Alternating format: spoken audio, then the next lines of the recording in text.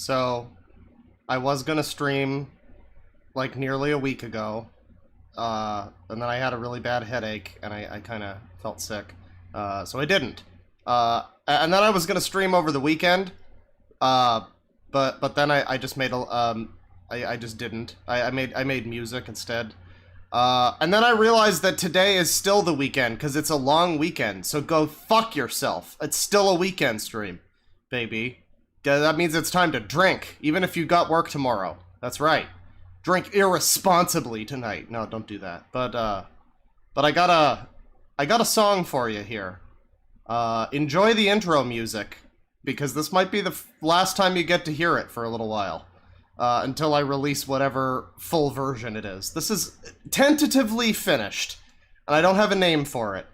But, you'll probably recognize some of the samples. If anybody can name all of the samples, all of the things I sampled in this song, go for it. You'll get something. You'll win something. But you gotta name all of them. Alright.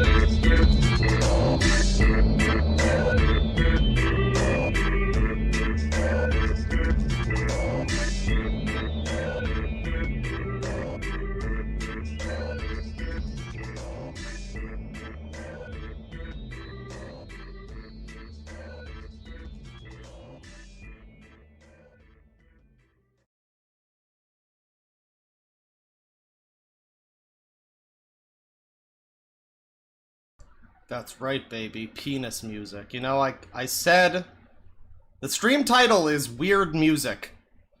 And so, you know, I mean, what is that? I mean, what do you call that? Is it a remix of the Mario Battle, the final boss theme? Or, like, I don't really know. I don't know what to call that. I don't know what that is.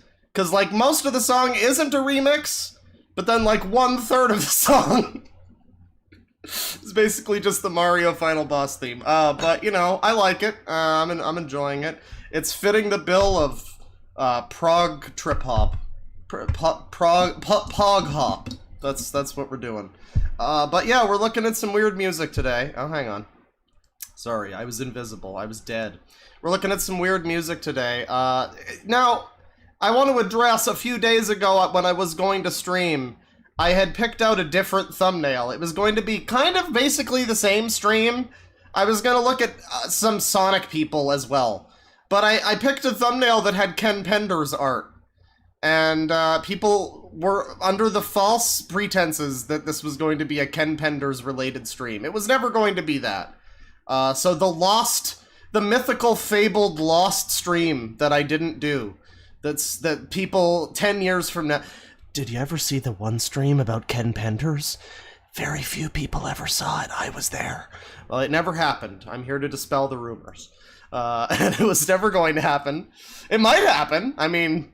You know, there could be a Ken Penders stream. I'm sure there's enough for it. But no, you know, we're just gonna look at some more bad, weird music videos and just regular music as well. No, like, not videos. I've got this going on here, which is, this thing. I've set up a little Spotify thing to show you. Typically, it would show you what song I'm playing, but that intro song was indeed not A Better Tomorrow by Wu-Tang Clan. It was something else. But yeah, no, so you can listen along. I'm thinking what I'm gonna do, I'm not going to actually stream a lot of the music. Well, maybe I am, I don't know. The original plan was I was going to just sort of play the music, you guys, we would all try to sync up the song together, basically. And yeah. But, I don't know. You know, if I'm gonna look at shitty music videos, the stream's already... It's gonna get blocked worldwide anyway, so it's fine. I might as well just, you know, here. I might as well just fucking... Cause your seeds grow up the same way. Yeah, your seeds are gonna grow up the same way. You know, we could do a little... Here's a little so you busted. 1993 exoticness.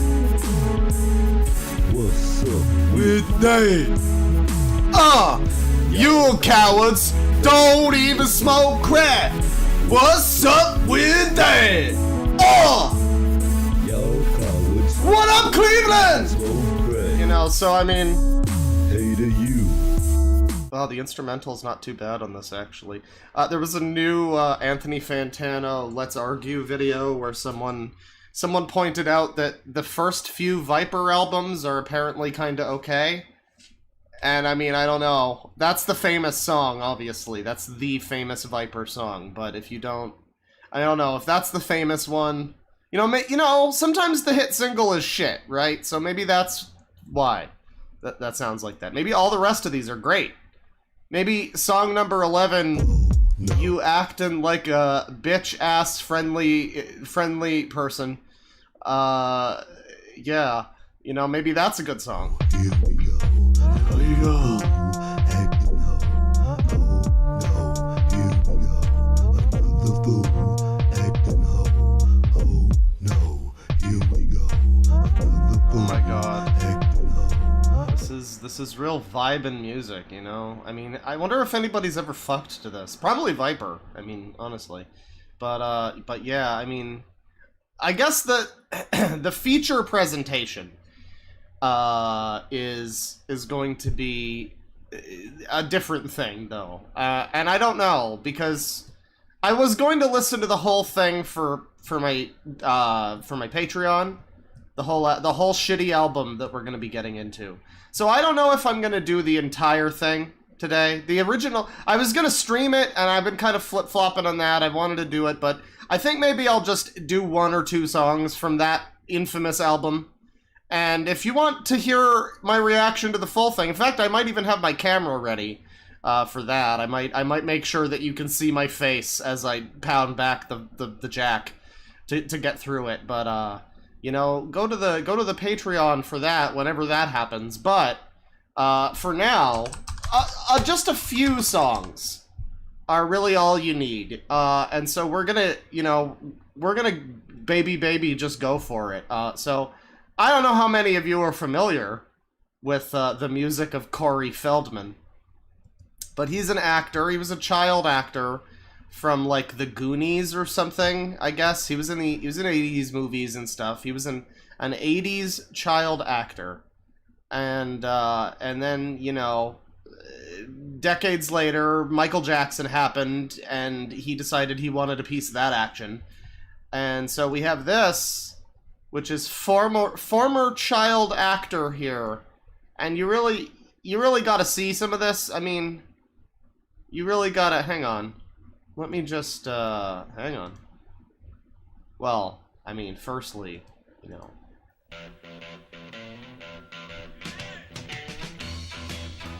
Oh yeah, I'm gonna smoke me a fatty brisket, baby. Ladies and gentlemen, it's Labor Day.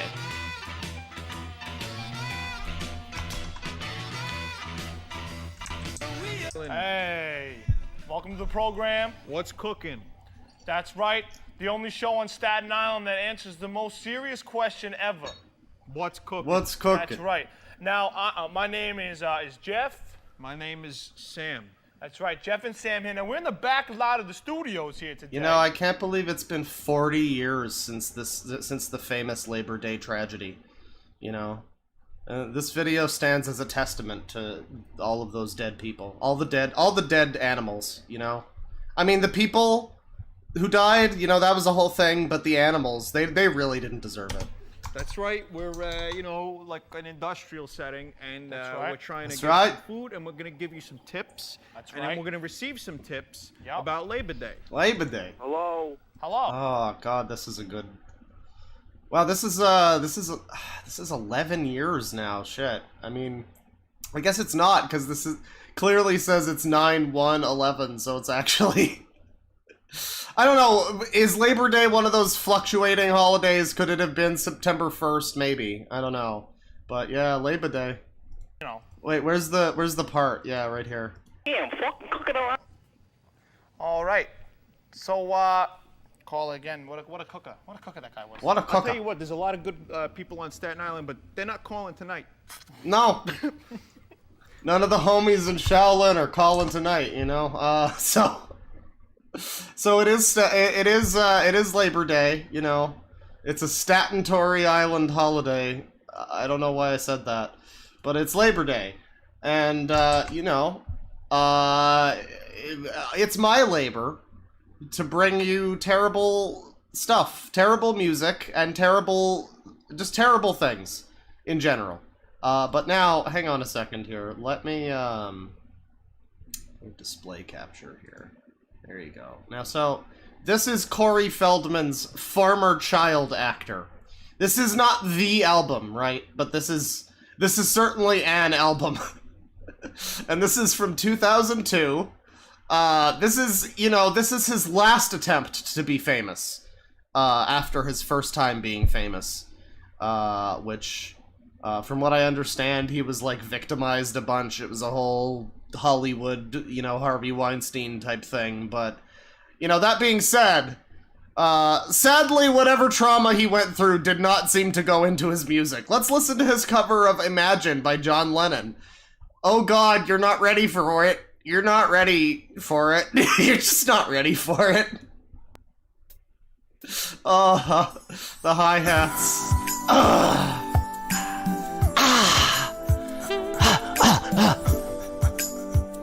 Hey yo, hey yo, hey yo, this the Hove in the house.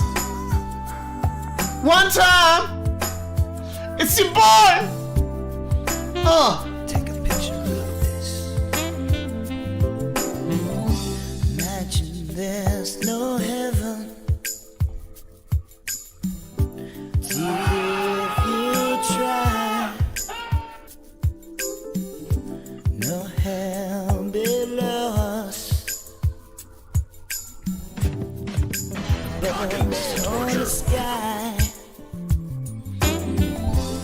Imagine there's no talent singing this cursed song.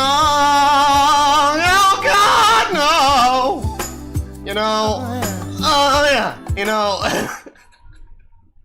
as fun as it is to sing over him, you do need to hear him sing the chorus. This is like listening to someone butcher the national anthem, you know? This is like when it's time for, like, you know, Lil Scummy or whatever. Some like SoundCloud rapper has to do the fucking national anthem.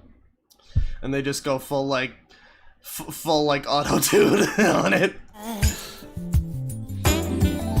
Imagine all the people. Oh, this could use some auto-tune though.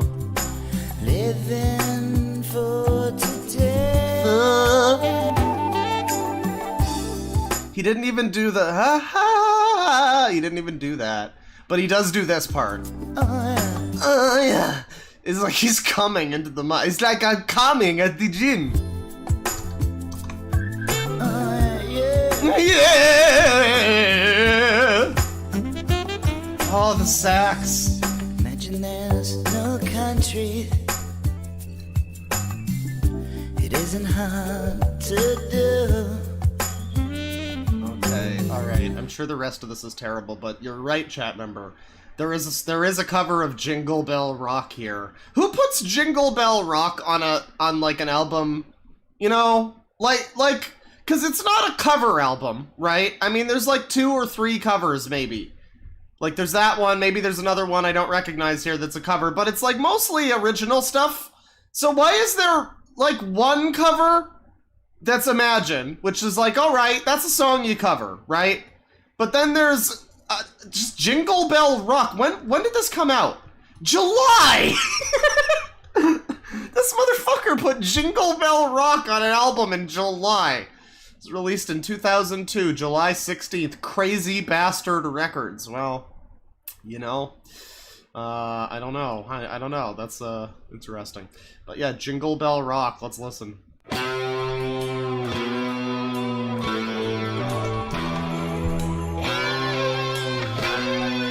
Oh God! Oh, he did. He brought the rock. He brought the rock. Oh, Jesus fucking Christ! I wasn't prepared for that. I mean, it is more of a rock song currently than anything from the last 10 years. You know, you ever see that Billboard list of the best rock songs from the past 10 years, and the top 3 are Imagine Dragons, and the rest are like 21 Pilots? Yeah. So this is more of a rock song than anything from the last decade. Jingle bells swing and jingle bells ring. Snowing and blowing up bushels of fun. Now that the jingle bells rock has begun. Oh, he's really trying to, you know what he's trying to do? He's trying to sound like Roy Stolt from the Flower Kings, which won't make sense to anybody. But, or I guess you could also compare it to, he's trying to kind of sound like the fucking, what is it? The fucking album that Roger Waters did where he was like backpacking through Europe and he just like, it was like a whole album dedicated to how he fucked some girl in Europe or something, basically. And the whole album is just like gentle rock, boring gentle rock instrumentals and him going like, I had sex. And it's like... And that's what I get from this. Oh god, it turned into my song! What the fuck? This is now like a march. We're marching toward destiny, everybody. This just suddenly turned into like, this just suddenly turned into, I don't know, a JRPG victory theme. I'm in Jingle Bell time, dancing and prancing in Jingle Bell Square. Square!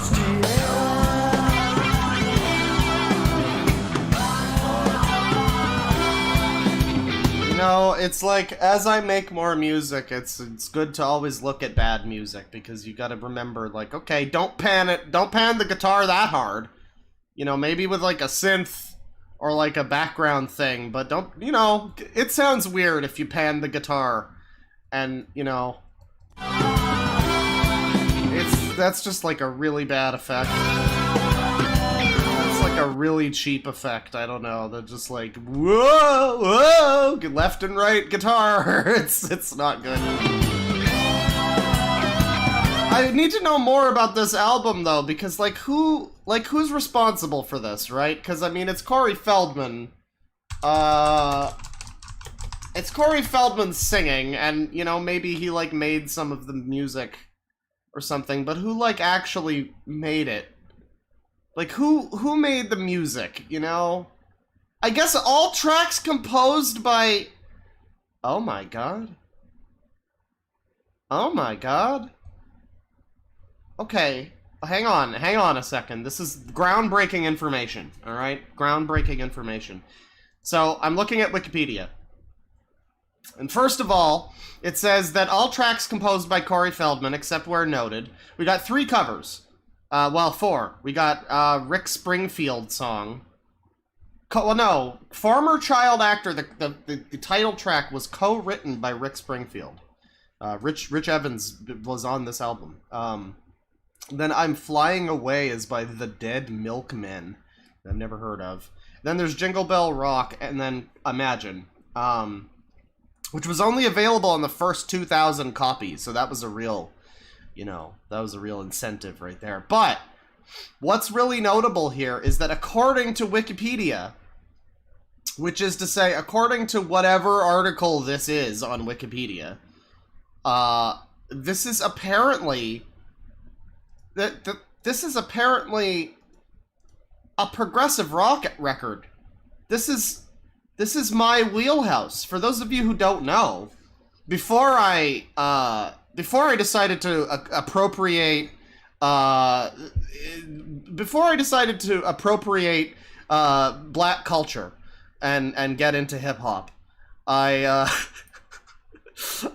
basically have listened to nothing but prog rock and like a few other things. You know, a few other things. There's been other stuff, but that's been like my main genre for like the last, you know, decade or so. And so the fact that this is in my domain. I mean, this is perfect. This is the perfect album for me. I'm not gonna listen to the whole thing probably, but this Jingle Bell Rock is really bad. I guess let's listen to the title track, Former Child Actor, co-written by Rich Evans.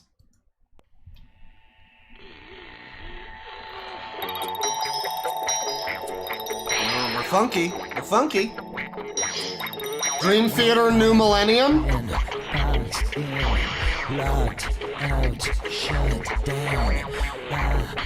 Okay, mix the vocals louder. I can't believe I'm saying this, but mix the vocals louder. You can't even hear Corey Feldman, which is like the whole point of this fucking thing. So like if we're listening to this album to listen to Corey Feldman, like mix the fucking vocals louder. You know, he wants them louder, I'm sure. I want to hear him gyrating and coming and all the stuff that he does when he sings. So, you know, just mix the fucking, like, you can't even hear him. You can't see me. You can't hear me.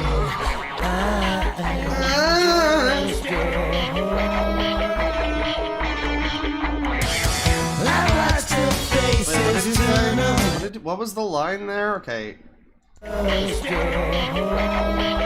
I'm just a whore? Is that the line? Boy, given what we know about Corey Feldman, that's unfortunate.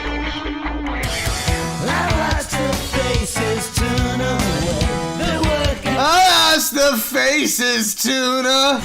It's all a bad.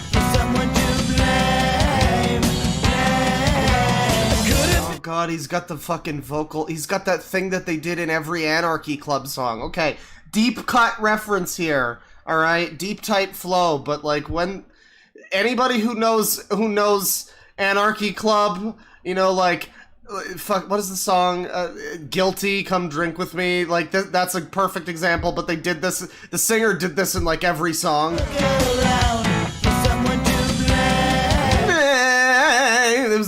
It's a thing they did all the time.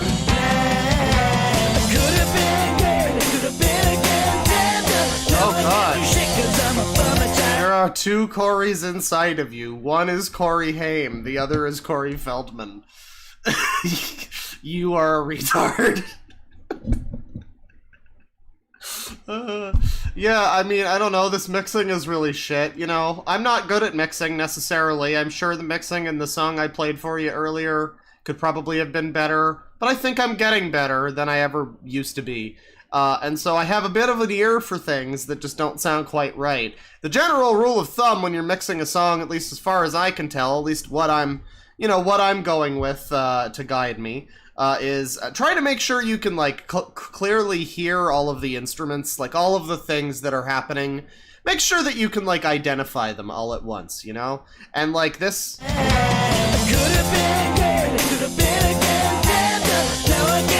I mean, I guess I can identify it, but it's just, like, he panned the vocals so hard, he separated them so hard in either ear. It sounds like a really bad version of, like, the worst Red Vox song. It sounds like the song's, what is the song, like, School or whatever from the first album? The one that's like a pop-punk song. It's not bad, it's like a fine song, but it's probably the worst Red Vox song. And this sounds like a shittier version of that. Like...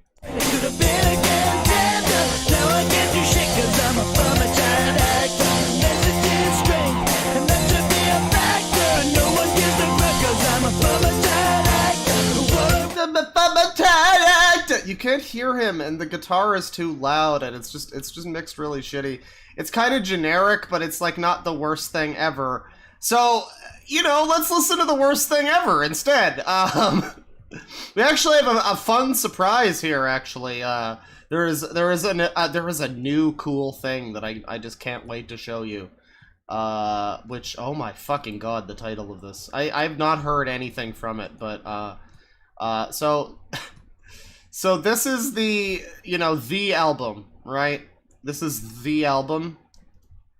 Angelic to the core, angelic funkadelic / angelic rockadelic. Now I'm not going to show you a full version of the cover. You can Google it for yourself, but rest assured, the white lines on the side and the black bars on the bottom and the top, those are in the actual cover. This is not Spotify being broken. That's just how it looks.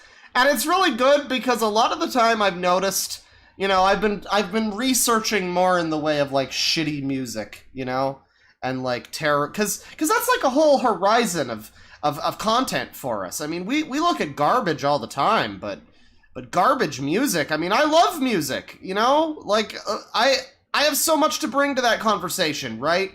But yeah.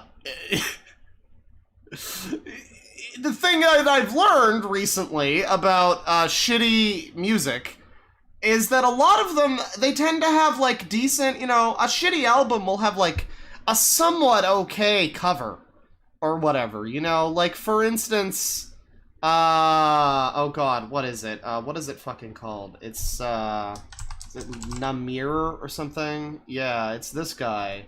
And it's this terrible, this is terrible. I should say, by the way, this whole stream was, like, influenced by that guy, Brad Taste in Music.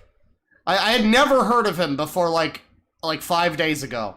And then everybody in one of my chats was like, oh yeah, he's talking about this thing. And then I looked at his channel, and he just talked about Angelic to the Core, like, 2 weeks ago. So that's good. I was already planning on doing it, but, you know... It's fine. You know, half of my original song is just the Mario 64 boss theme, so, you know, it's fine. I'm good with being a ripoff. But yeah, shoutouts to Brad Taste in Music if you want some more terrible fucking music. You want some more content about awful music. But he talked about this, and this is an album called Vision Land, which is apparently terrible. From what I heard of it, it was certainly terrible. It's just kind of...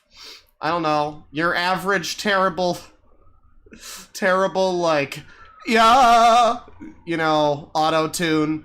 Bitch got a roadie, bitch got a spot on my kids. You know, your average one of those kinds of songs. I don't know if that's mumble rap or what it is, but I kind of like the cover. You know, it's a decent cover. This is like apparently a fairly notably shit album, but it's got a decent cover. And another one like, Welcome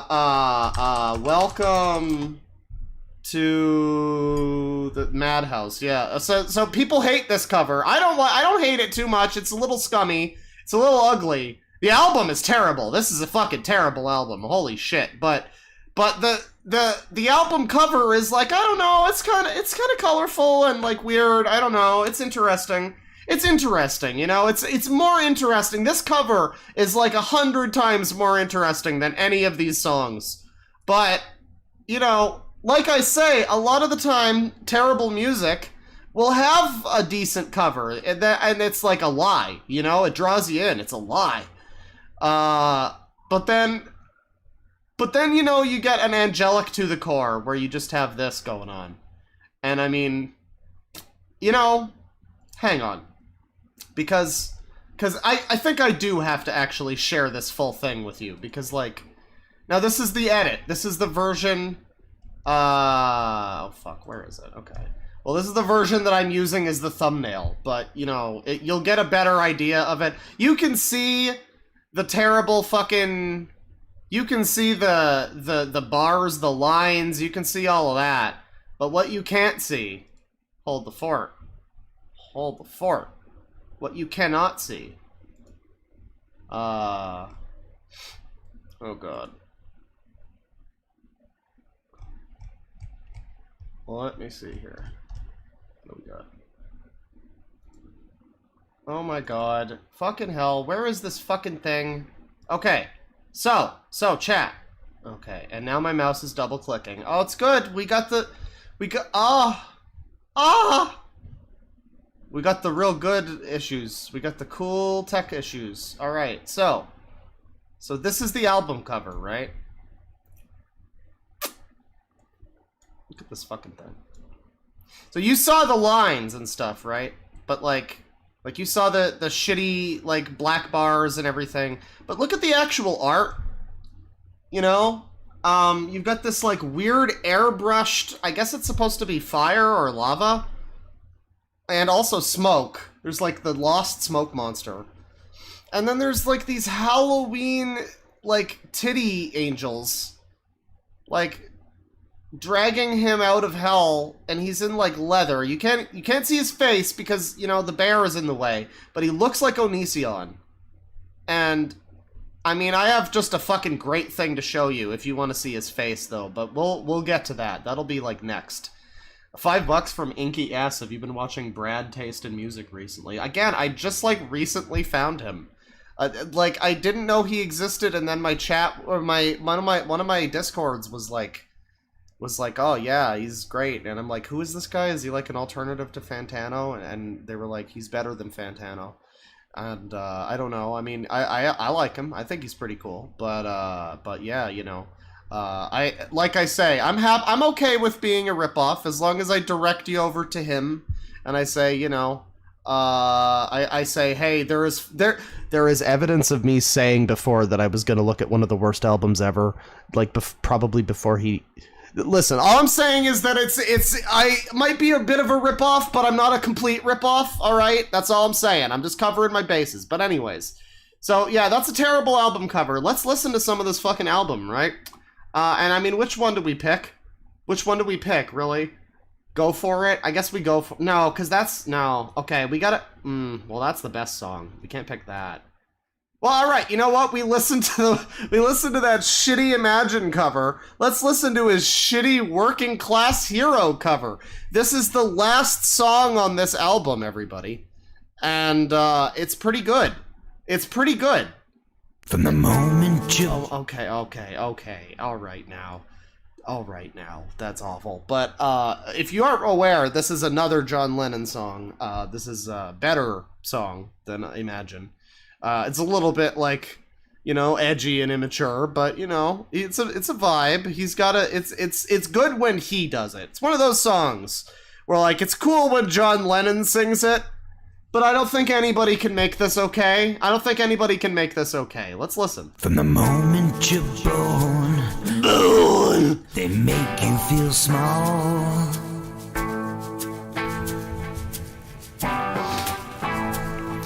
but giving you no time instead of it all.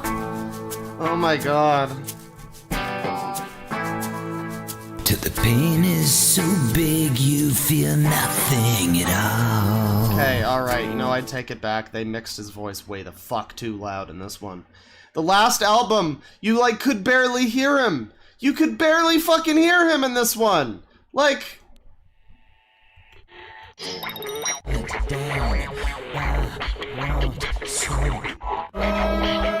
He's, like, drowned out by the... It's like, and then you go, and then...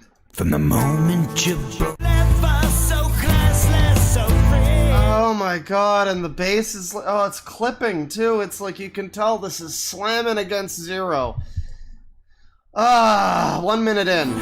They hate you if you're clever and they despise a fool. Yeah, this is one of those, like, can you... What's the quote?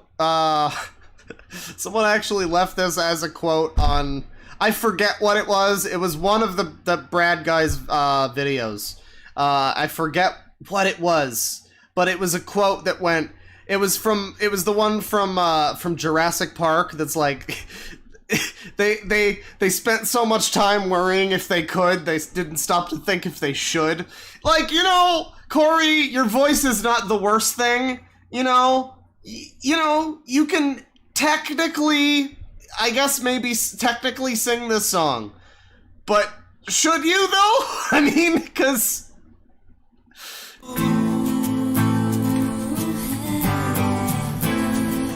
Till your mind is so bent you can't follow their roads. I mean, like, I feel like if this wasn't Corey Feldman, and if it wasn't like such an obvious, weird, like, midlife crisis, ego trip, vanity, crazy old person, black tank top affair, you know, I feel like this would be fine. These I mean, not the song sucks, but, like, the vocals, you know, the vocals are okay. The vocals are okay. If you just told me this was, like, some random, like, alt-rock singer, I would be like, yeah, it's fine, it's fine. You know, the singer from Bush, that's what he sounds like in his side project? Oh, okay. You know?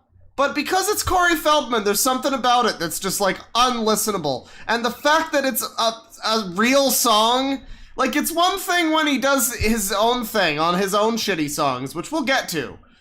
Don't worry, we'll get to it. We'll get to him, but when he sings like a real song, I don't know, man. That's just... you just shouldn't do that. I don't know. A working class hero is something to be. Something to be! Oh my goodness. Okay, never mind. This is really, truly, this is like fucking up the anthem. This is like the thing where it's like, all eyes are on me, baby. The bomb's bursting in here! And you fucking just vibrato it up and, like, you hit every fucking note of the scale. like, that's what this is. That's what this fucking sounds like. A working class hero is something to be.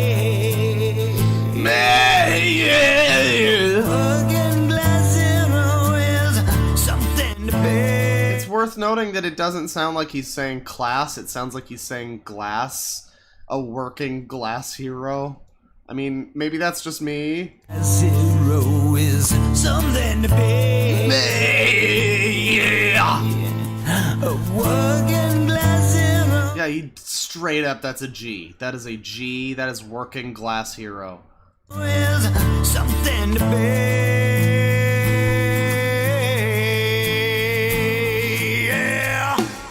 Oh no. Time for the drop, everybody.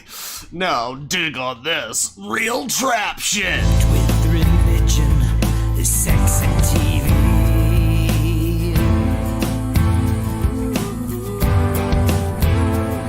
You think you're so clever, so classless, so free. Okay, well that's enough of fucking that. Jesus Christ. But here's another song from this album. So that's him covering a real song. Let's listen to let's listen to one of his songs.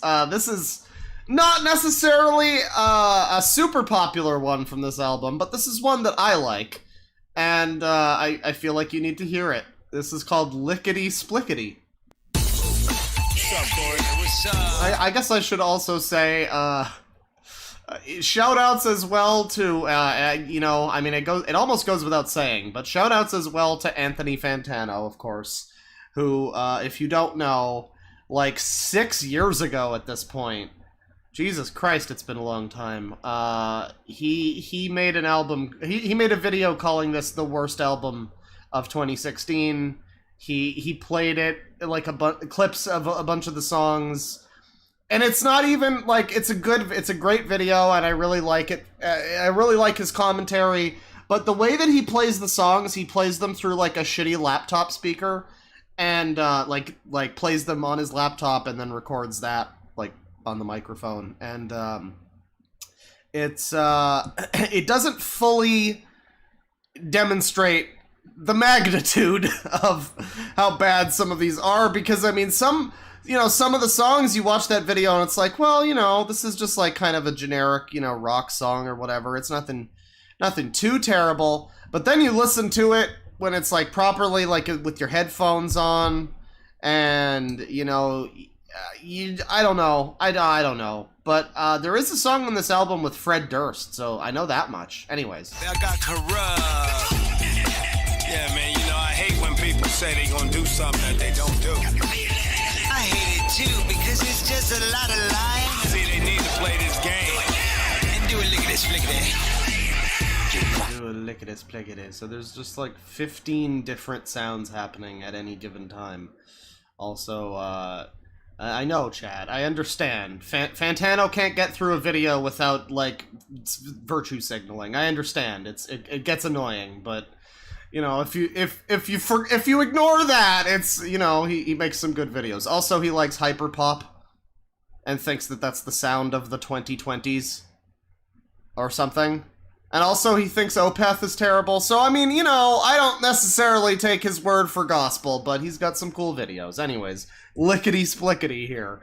And I guess I just have to say, you know, he is the one who brought this album to everybody's attention. So, you know, whatever you might think about his content or whatever, he definitely did that, and we are grateful to him for that. Yeah. That's why your feet are dragging. Don't wanna make it, but you don't stop your bragging. So consistent. Someone's like, anyway, I'm out. Corey Feldman is a dead meme now. Peace. Oh man, you're only here for the hippest, hottest, hot button memes, aren't you? I like this guy. He's got places to be. Derelict country in chat. This man is all business all the time. You know, he can't just sit here and watch a stream where we have fun. You know, this isn't the hot, pressing new meme, you know? So, I mean, why even be here, honestly? Yeah, that's good. That's good. That's the type of person who listens to hyperpop. Speaking of hyperpop, okay, well, speaking of terrible things, there's that vocal happening. But speaking of hyperpop, you guys aware that TikTok has fucked up music for all of society forever, basically, and that the youth of today are now calling music. They're not calling songs anymore. They're calling songs TikTok audios, which is amazing because that's more effort to say than songs, like vastly more. But yeah, songs aren't songs. They are now TikTok audios, because that's all music is really good for, frankly, is being there for you to, you know, do your shitty lip sync over. That's good. That's where we're at as a culture. Anyways, here's this. You know, that's what the fucking terrible, stupid, idiot youth are doing, but here's what Grandpa Skrillex is doing. Well, I'm dependent on it, so I'm persistent to get this game on going. I'm all about my game, staying in my lane, dipping down the highway. I'ma do it. I'ma do it. I'ma do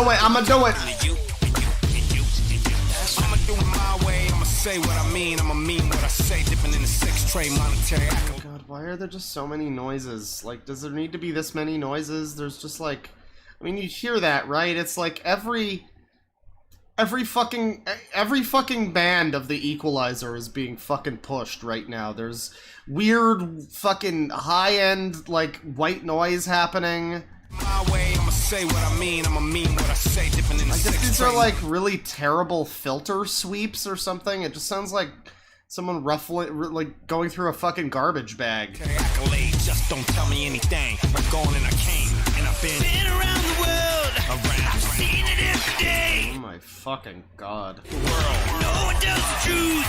They line them games at play. I also like how like maybe this might be hard to like explain, but we're about to get into the really good chorus, by the way, but I just have to point this out. You can hear like all of the instrumental in the background like getting louder or quieter based on if he's singing or not, and that's compressing. That's compression, and you really shouldn't have your song compressed to the point where like you can audibly, like really audibly tell like when the release is happening and when it's going back to the default level, and then his vocals come in again and then it ducks down like, you know, 10 dB or whatever. Like, I don't know if that makes sense, but try to listen for it. Listen for how the instrumental like gets a little quieter when he's around.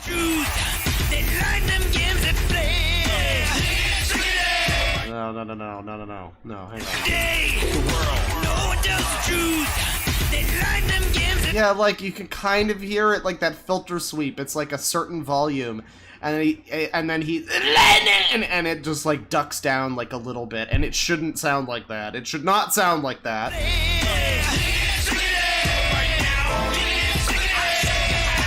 What am I fucking listening to? So, I hate to keep going back, but, like, what is this song? There's, like, kind of...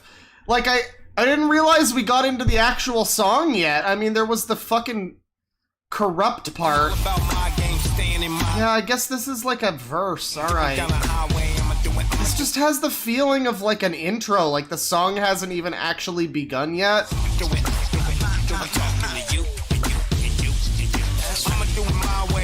And then, like, because it's like, he's not really saying anything, you know what I mean? Like, the lyrics aren't, like, saying anything. I'm doing my way, I'ma do whatever. And it's, like, not actually saying anything, and it kind of sounds like that sort of meaningless, like, intro, like, yeah, everybody, like, you know, that kind of shit. But it's not. That's just, this is the first verse. I'ma mean what I say, dipping in the six tray, monetary accolades, just don't tell me anything. No, I guess he is saying things, it's just it's not great. This is not a very good feature.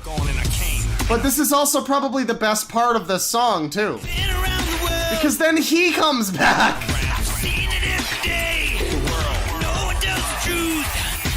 Okay, you know what it is? It's this sound. It's the filter sweep going up the... You can hear that fucking noise in the background. There's something about that feels like it's getting into the main part of the song, but it's not, because it's about to get into the chorus.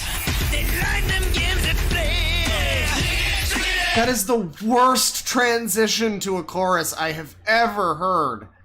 That is so bad.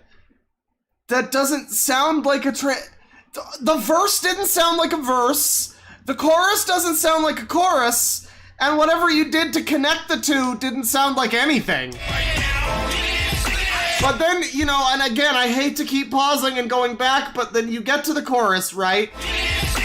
And what the fuck is lickety-splickety, right? What is that? What is lickety-splickety? It's lickety-split. It's not... Did he just need to fit that into the rhyming scheme? I don't know. But then, you keep listening and you listen to the music, right?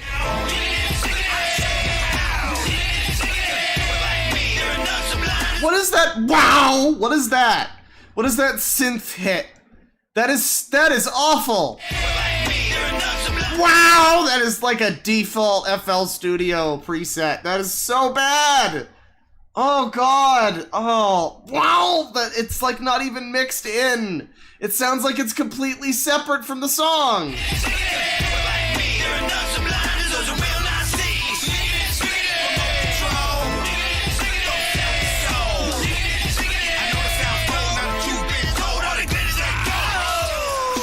what the fuck? Like, okay, you can't tell because I have it cropped on the thing, so it doesn't show the lyrics button. But there is not a lyrics button for this song. For anything on this album so far, there has not been lyrics.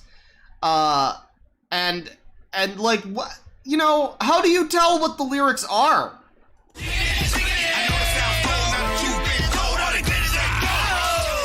It's what did he say there? What did he mean by this? It's like I know it's what is it? I know it sounds cold, but you've been told all the get you, and then it's just and then there's just, you know, there's a little bit of that, you know. Chamona. No, you know, I made the chamona noise, but like the actual noises he's making.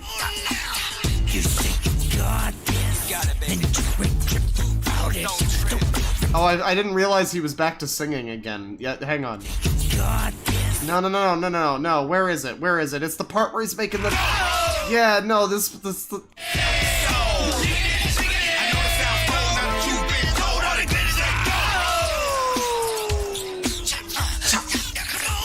He's doing like a...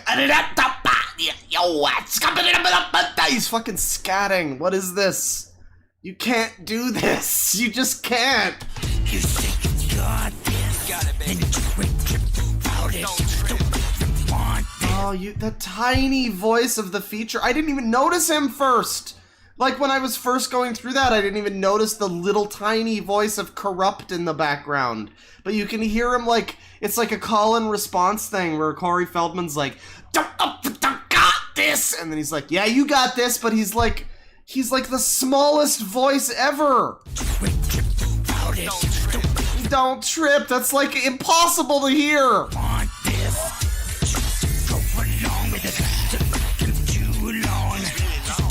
Really long. Oh, this is fascinating. Give me game, give me love, give me real. How you feel? Major magic, total appeal. I keep it hood, I keep it real. Everything's all good, just left the neighborhood. Me and Corey. Oh my god, this fucking instrumental is going off the fucking rails. At least this is like a real rap verse, you know? I mean, this kind of sounds like an actual verse. But what is happening in the instrumental? I keep it hood, I keep it real. Everything's all good, just left the neighborhood. Me and Corey rolling through, this is what I'm telling you. Issue, you owe me. Me, Dad, Snoop in the coop, and I'll be around the world. Around the world. What to do? I tell you it's do you. I cannot believe that's how we get to the fucking chorus. I mean, the been around the world part sounds more like a chorus than the lickety-splickety part. That is fucking awful.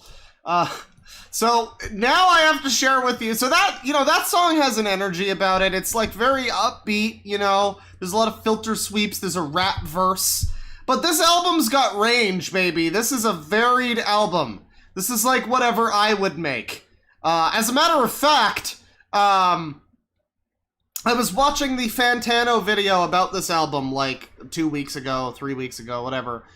And that was what gave me the idea, like, wow, I should really look into this fucking album again. Of course, like, right at that exact time, this Brad Taste in Music fellow also looked at the album, so that's cool. But, yeah, I was watching that video, and Fantano said something about, like, this album has, like, it's like 5 different concept albums, but none of them go anywhere. And I was inspired. I was like, I want to make a concept album where it's supposed to be like 5 different little stories. Like, that's the point, you know? Where it's not like a concept album with fucking just all over the place with no actual concept or story. But one where it's got, you know, it's all over the place on purpose. Something like that. I don't know. But yeah, so this album is all over the place, and we just heard that, like, rap, like, dance, pop, whatever that was. So here's whatever this is. This is widely considered by Chads and Sigmas the best song on this album. This is called We Wanted Change. And this song is jazz, everybody. You like jazz?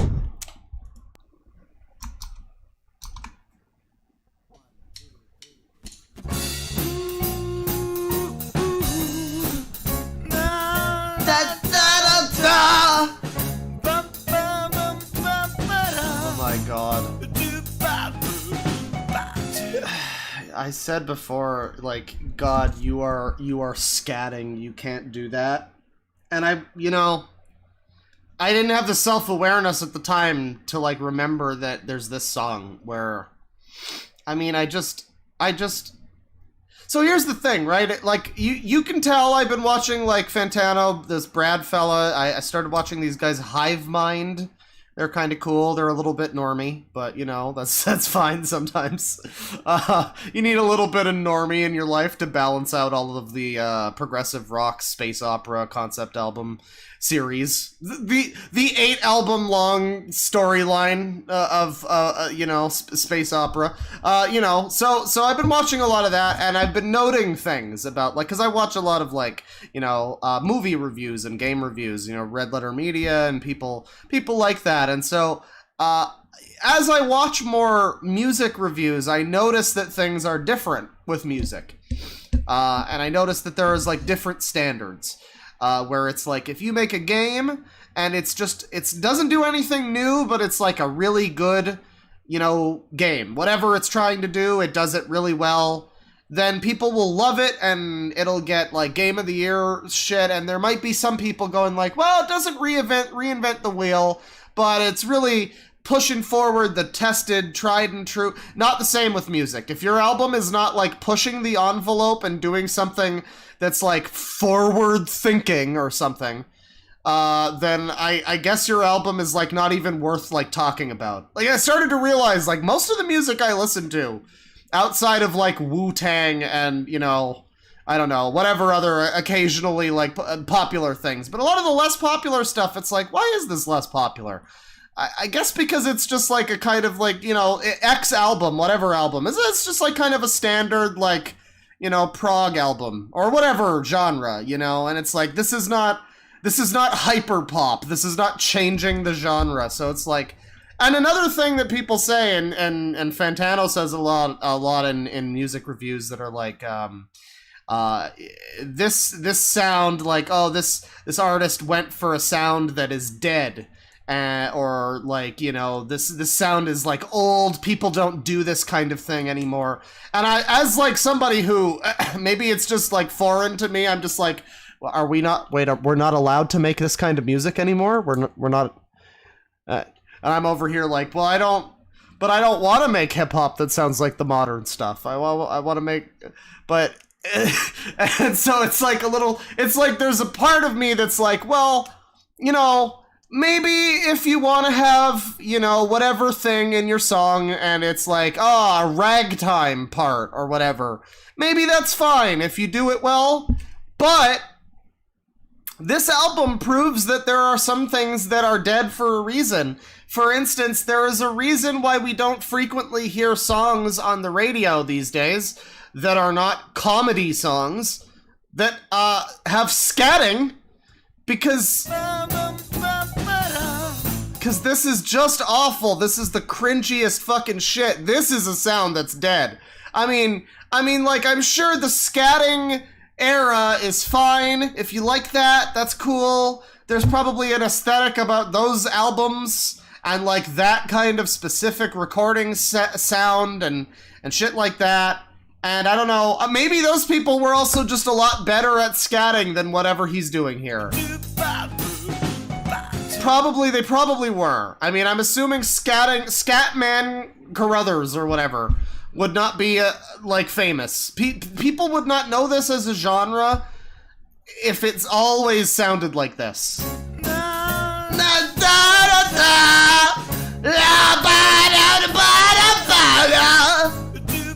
Oh my fucking god, like, was this ever acceptable? I don't know. I don't know if this is dated or if it's just the worst thing.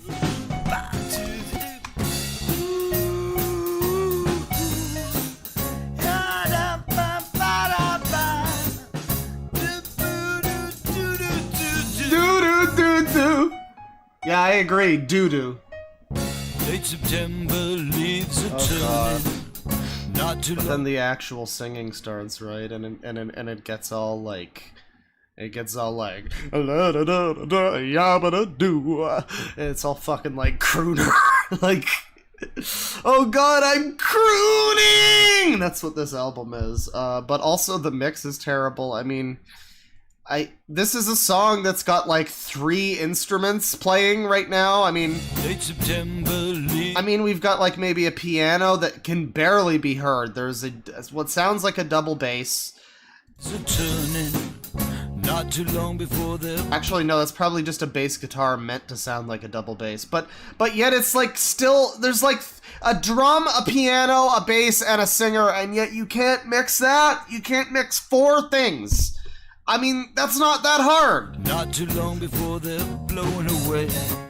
I don't know, the drums just sound weird and shitty. I can't describe it necessarily. Like, I'm not a music critic, right?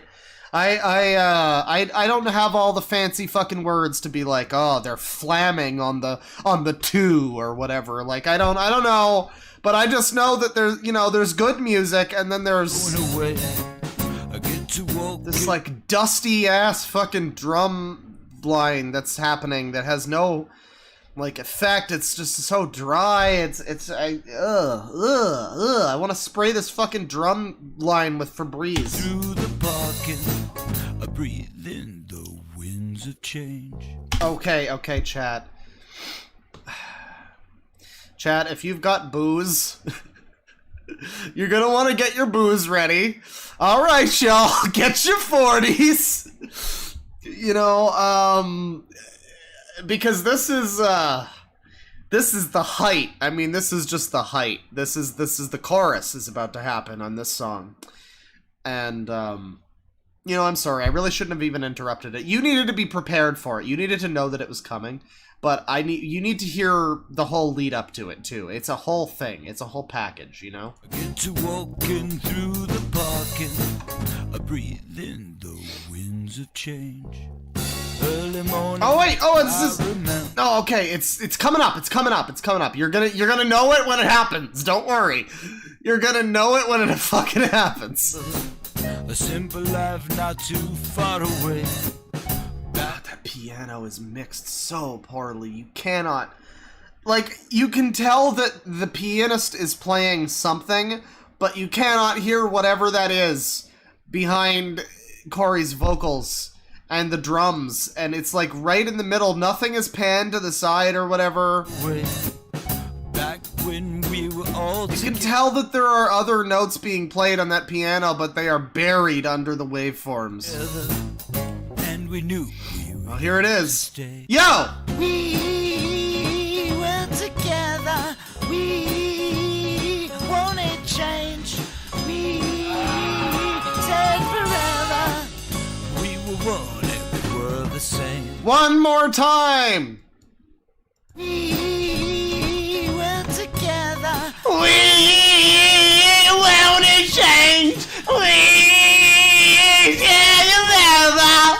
We were one and we were the same. Oh my god, that instrumental. I can't believe the instrumental is even, like, worth noting. Like, I can't believe that I even have anything to say about the instrumental in a song that does this to the listener.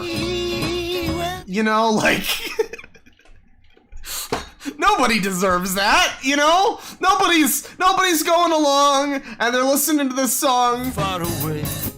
And it's all, like, pretty low-key, you know? Like, it's all, like... It's all, like, on the lower register. There's no real high, like... You know, there's no higher end, like, high octave guitar solo, or he's not screaming singing or anything. When we were all together. Oh, that fucking mic peaking too. Listen to that. We were all together. All together. Like, it's just awful. That is just awful. It's like a minor. You can kind of not even really hear it necessarily, but you shouldn't be able to hear it at all. You shouldn't be able to hear that at all. So that's notable, you know. But then, you know, even with that, even with the mic peaking and it sounds like shit, even though the whole song sounds like shit,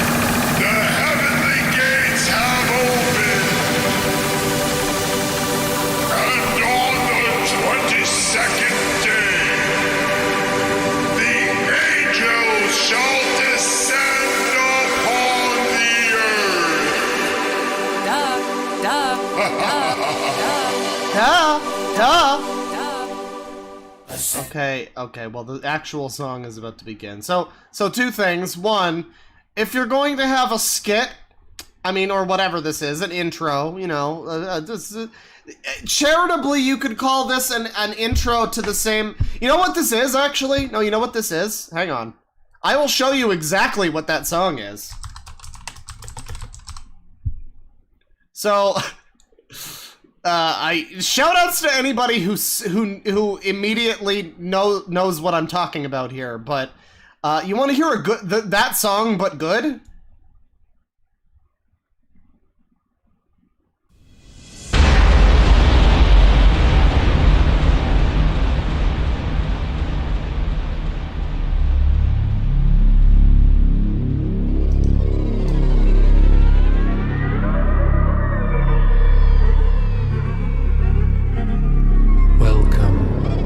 You have entered the cranial vistas of psychogenesis. This is the place of no time and no space. Do not be afraid, for I am merely the vocal manifestation of your eternal dreams. I am as water, as air, like breath itself. Do not be afraid. So, like, there's that, and that's a real song. And then we have this. Mom,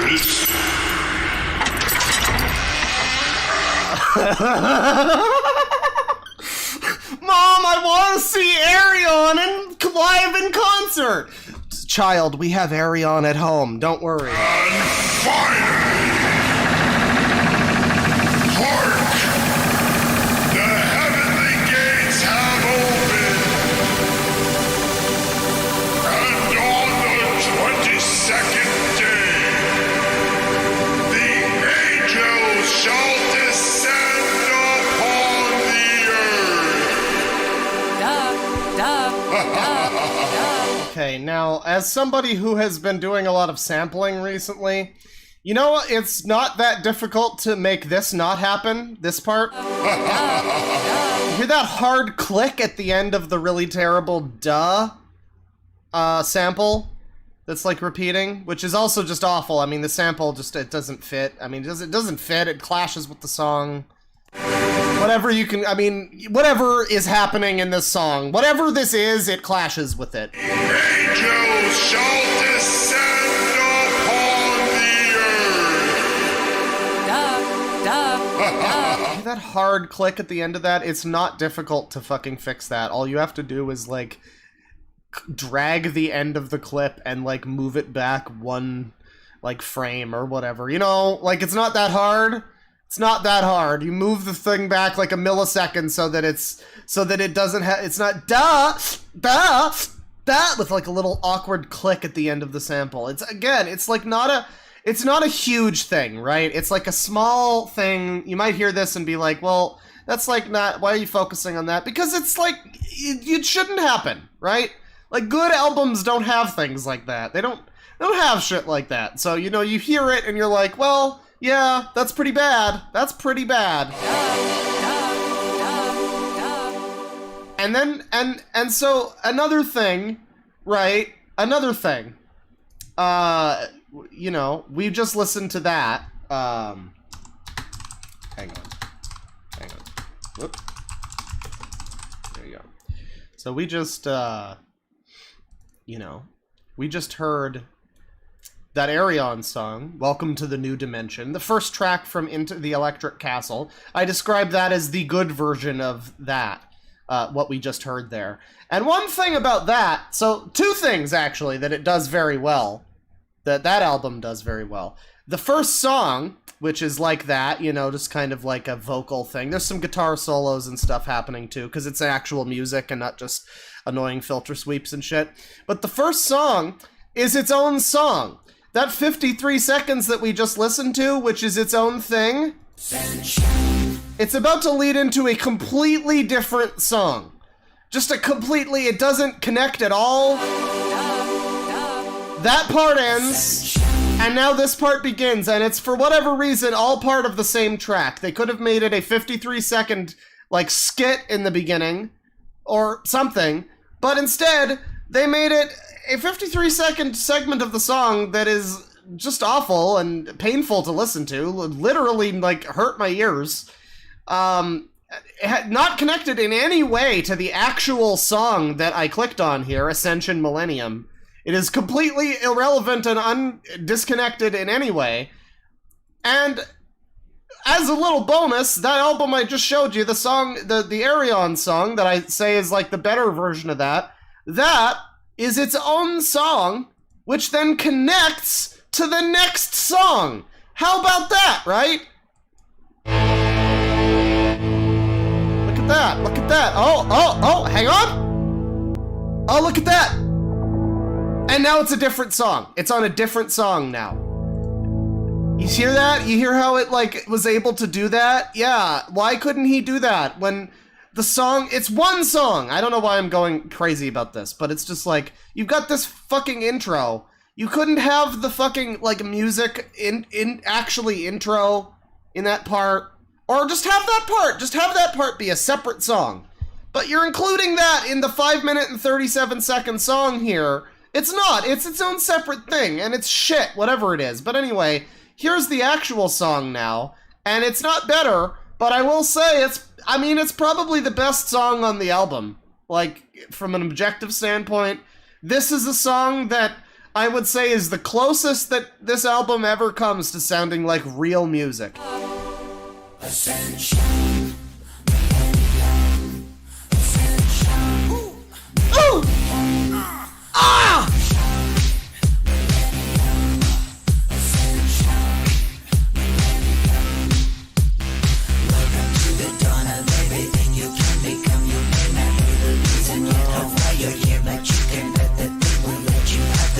Yeah, we just got this, like, again, I mean, it's great, because, like, he can't manage to have his vocals sit right in any song.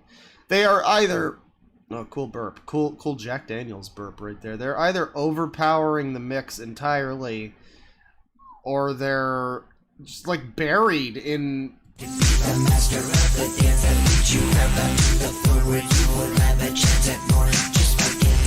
I can't even identify what most of these lyrics are, because it's, like, buried under the... It's...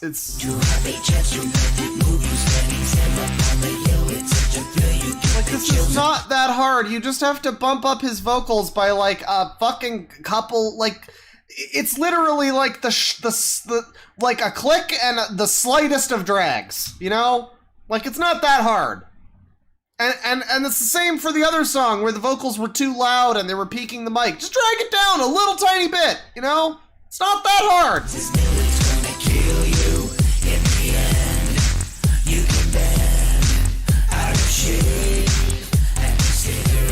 But this does sound somewhat like a song.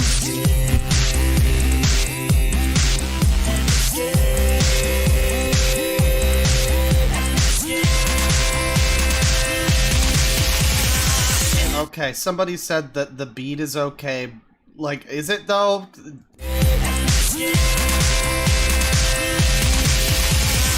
Hear that part there, like, for 1 second there, where it just becomes just a chaotic jumble of every instrument at once being swallowed up by... Because it's a sound, it's a sound file, right? Like, it's not an actual... It's not like you're actually listening to these instruments being played. So ultimately... They're all just waveforms, just fighting for the same space, and this is a chaotic clusterfuck of waveforms here at, like, the 1 minute and 50-something second mark, where it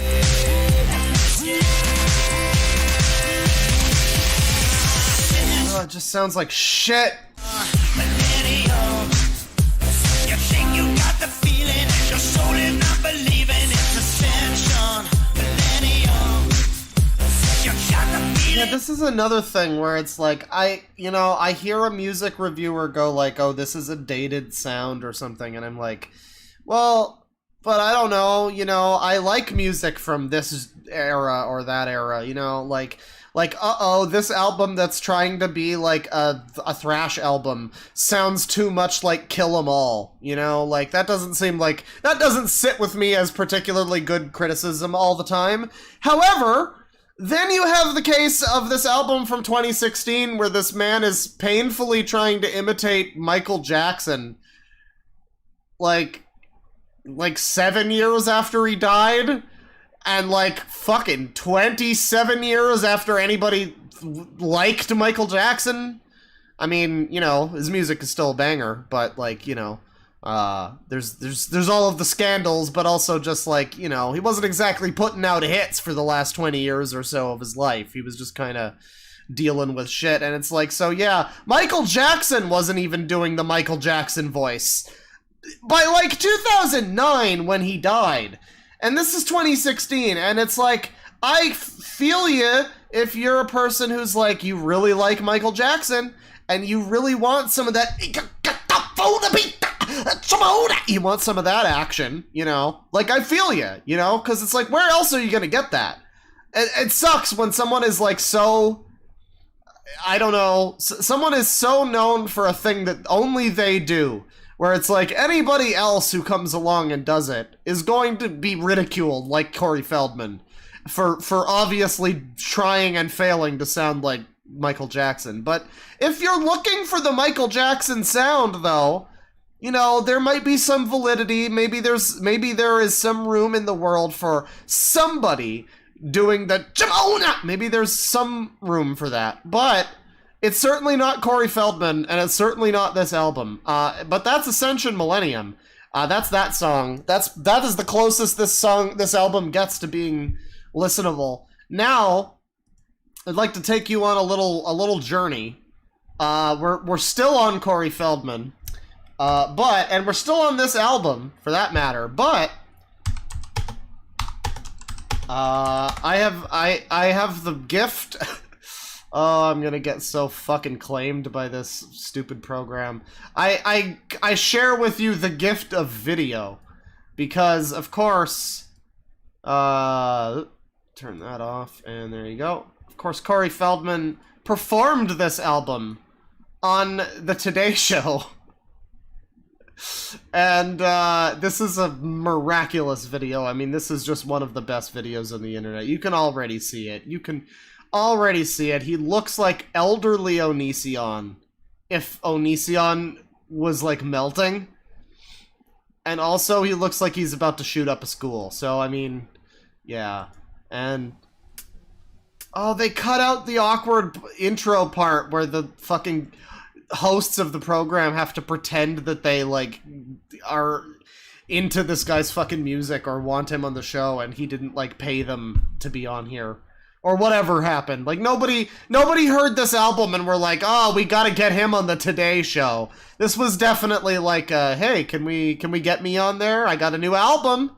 It's pretty cool. But I mean, just like imagine you're watching the TV and you see this. Like, this is, I don't know. It's like trash like this that looks like a Viper album cover is supposed to be, it's supposed to stay buried, you know? It's supposed to stay in its garbage can. And the regular people who watch, regular normies drinking their morning cup of joe and reading their newspaper and occasionally looking over at the TV where they have the Today Show on, they are not prepared for this kind of shit.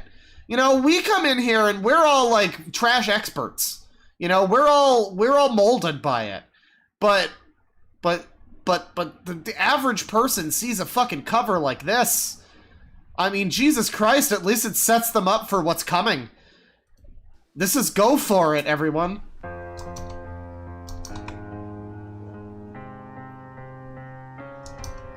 This is not a religious album. You would think it would be. It's not. Get it. All she gonna do is twerk. Hit the club. Tell him. Hit the club. Sucking my dick, spot on my kids, yeah. I need to go back because I mean this interpretive dance that's happening here. I mean, so first of all, why are these actresses here not in like famous movies? You know, you know, my bear is covering up the best one. You see this girl here on the right who, like, she knows what's happening. She knows what is happening. She knows what side the fucking bread is buttered, okay? And she knows what she is currently on stage with and enabling. And there's just this interpretive dance that's happening that is just the most embarrassing thing. Truly, this is the worst thing that happened in 2016.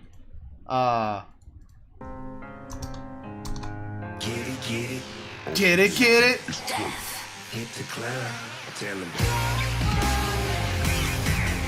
Oh my god, he's doing like the robot. Oh, this dancing. You thought the fucking singing was bad. You thought the fucking album cover was bad. You thought the mixing was bad. You thought, like, the lyrics were bad. No, my friends, the dancing.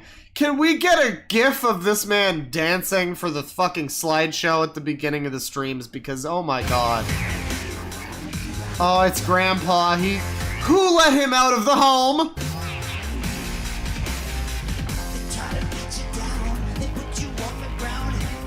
And then he starts fucking singing, you know, and it's just... And these actresses playing these angels have to pretend like they're on stage with, like, a real musician. They have to pretend this is not just the fucking biggest fucking joke. This is like the angels in this band are basically like the fucking people that were pretending to play their instruments when Ashley Simpson was caught lip syncing, where it's like, well, you know, I don't know, actually, maybe they were actually playing their instruments, you know? Maybe they actually were. Maybe these women are also actually playing their instruments, but either way, it's just like, nobody's looking at you. Nobody cares if you're hitting the wrong fucking chord on your Casio. People are focusing on Grandpa Skrillex, and the fact that these women are able to fucking do this without breaking down in tears in the fetal position. Bravo.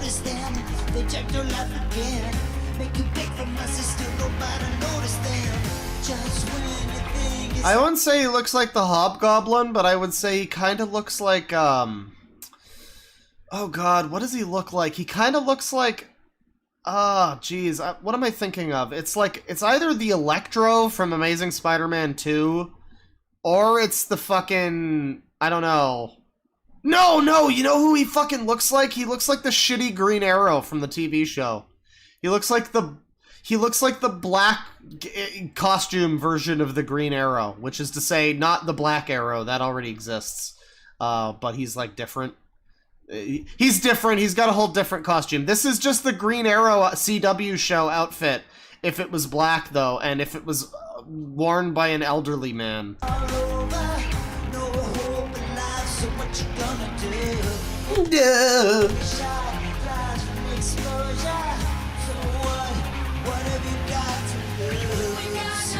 Oh yeah, and then the hood. I mean, I love that this isn't even a hood that's part of this jacket. He's wearing like, I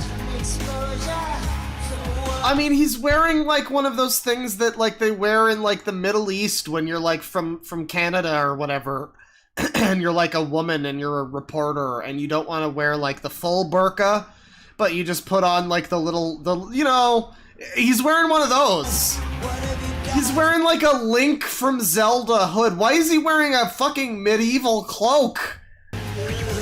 And then he takes off the fucking thing and he's just like this greasy hair. It really, I mean, I would not be surprised if Onision made something like this in 10 years, you know? Play the album. Play the song. Go for it! Go for it! Yeah, Tommy Wiseau a little bit. Oh no. I just. Hi. No, we're not gonna stop until we reach the top.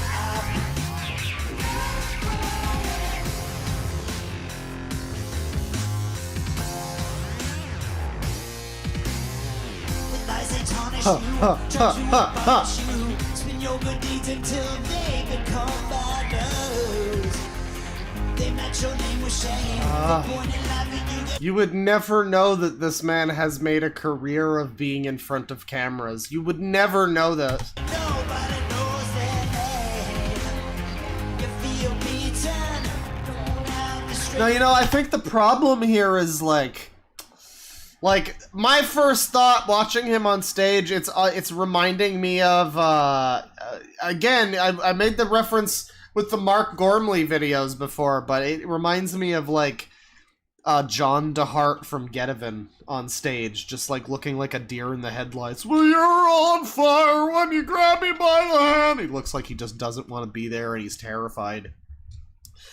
And by contrast, this is the complete opposite, where somebody needs to tell Corey that he has no talent and that this is just the most embarrassing thing. I mean, you know, the song is called Go For It, and to his credit, he is going for it. I mean, we gotta give him that. He's putting himself out there, as they say, but, you know, the consequence of that is that when you do put yourself out there and what you're making is terrible, you know, and your dancing is terrible, and you're singing, and everything is terrible, and you even look terrible, you know, I mean...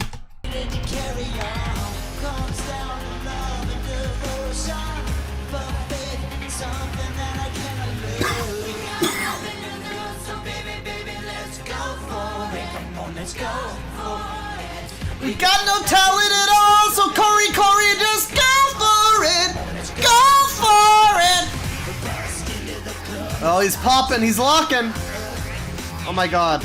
So I keep just trying to click on the video and pause it, but my fucking, like, $80 Razer Naga Trinity is, like, double clicking every time I fucking click now. So that keeps, like, minimizing the video, but I mean... the lyrics too, like... I bust into the club, I start tearing it up, and, you know, and he tears up the club looking like this. Again, Grandpa Skrillex YSO over here.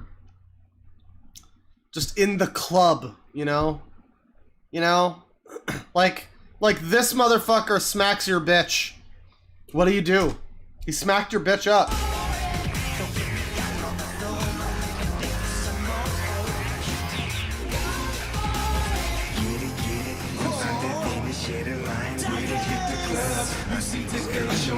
There he is! Oh, we got a random rapper. He just appeared from nowhere. I love this part.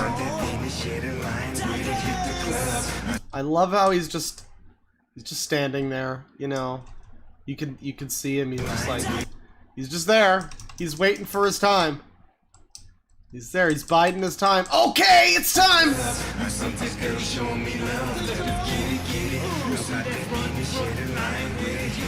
I can't even hear him. Again, like, you're on the Today Show. Who is even mixing the shit for the Today Show? That they can't make this fucking rapper audible. He sounds like a background singer. Why is he front and center if we can't hear him?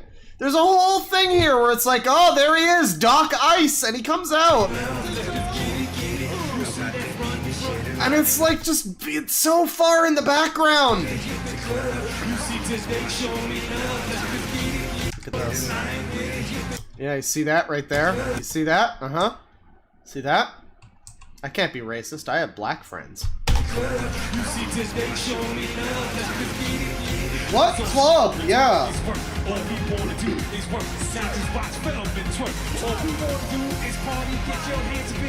God, you cannot hear him. It's also worth noting that on the official version of this song on the album, this song has Snoop Dogg featuring, and this guy, Doc Ice, features on a different song. So I don't know, I mean, I guess Snoop wasn't exactly available for this guy's fucking Today Show performance. He was too busy making terrible NFT rap. But, you know, we got Doc Ice, though, and he's dressed with like the color contrast of like a Marvel character with the orange and the white and the blue. He do be kind of looking like he's wearing a Marvel, like an MCU outfit, you know? Like his original character in the comics had this color scheme, but they're like ashamed of what his outfit was because it was corny, so now they just gave him like a white vest and an orange shirt and blue pants. And they're like, yeah, this is our hero for the modern age. That's him. And then the shoes don't match at all. What a fit. Get it, say it with me, get it, yo, Falcon, go for Also, what is... Oh my god, stop fucking minimizing the video, holy shit. But what is the song that's like... Get it, say Don't it with me. stop, get it, watch me as I navigate, ha ha ha ha, it's Feel Good Inc. or whatever, yeah. This is like... The one part of the song that isn't complete shit, and it's a rap feature that's just a shittier version of the Feel Good part. Doctor here, you say get it, come on now, get it, say it with me, get it, yo, Falcon, go for it. Woo!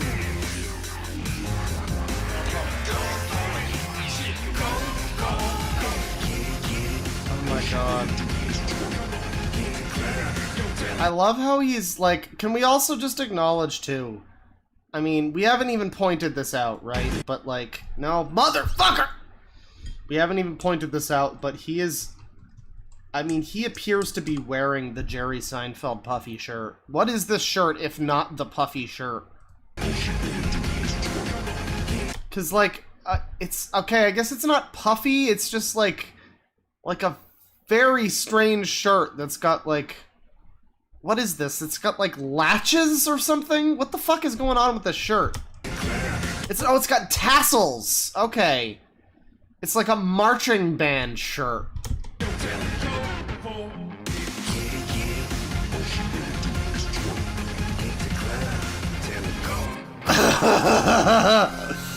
Oh my god, he is like, this is what happens when people don't tell you that you're too... This is what happens when, like, I don't know, here's the thing, is Corey Feldman even famous enough that he is at the point where it's like nobody can tell him that he's terrible? How did he make this album, right?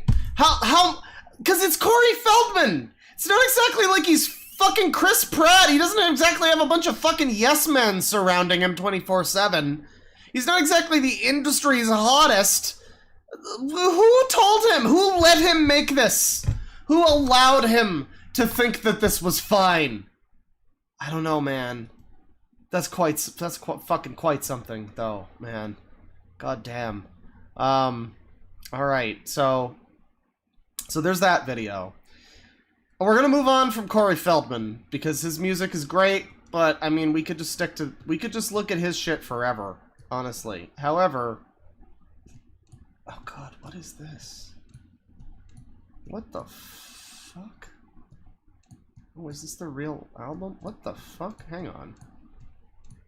Okay, I'm very confused.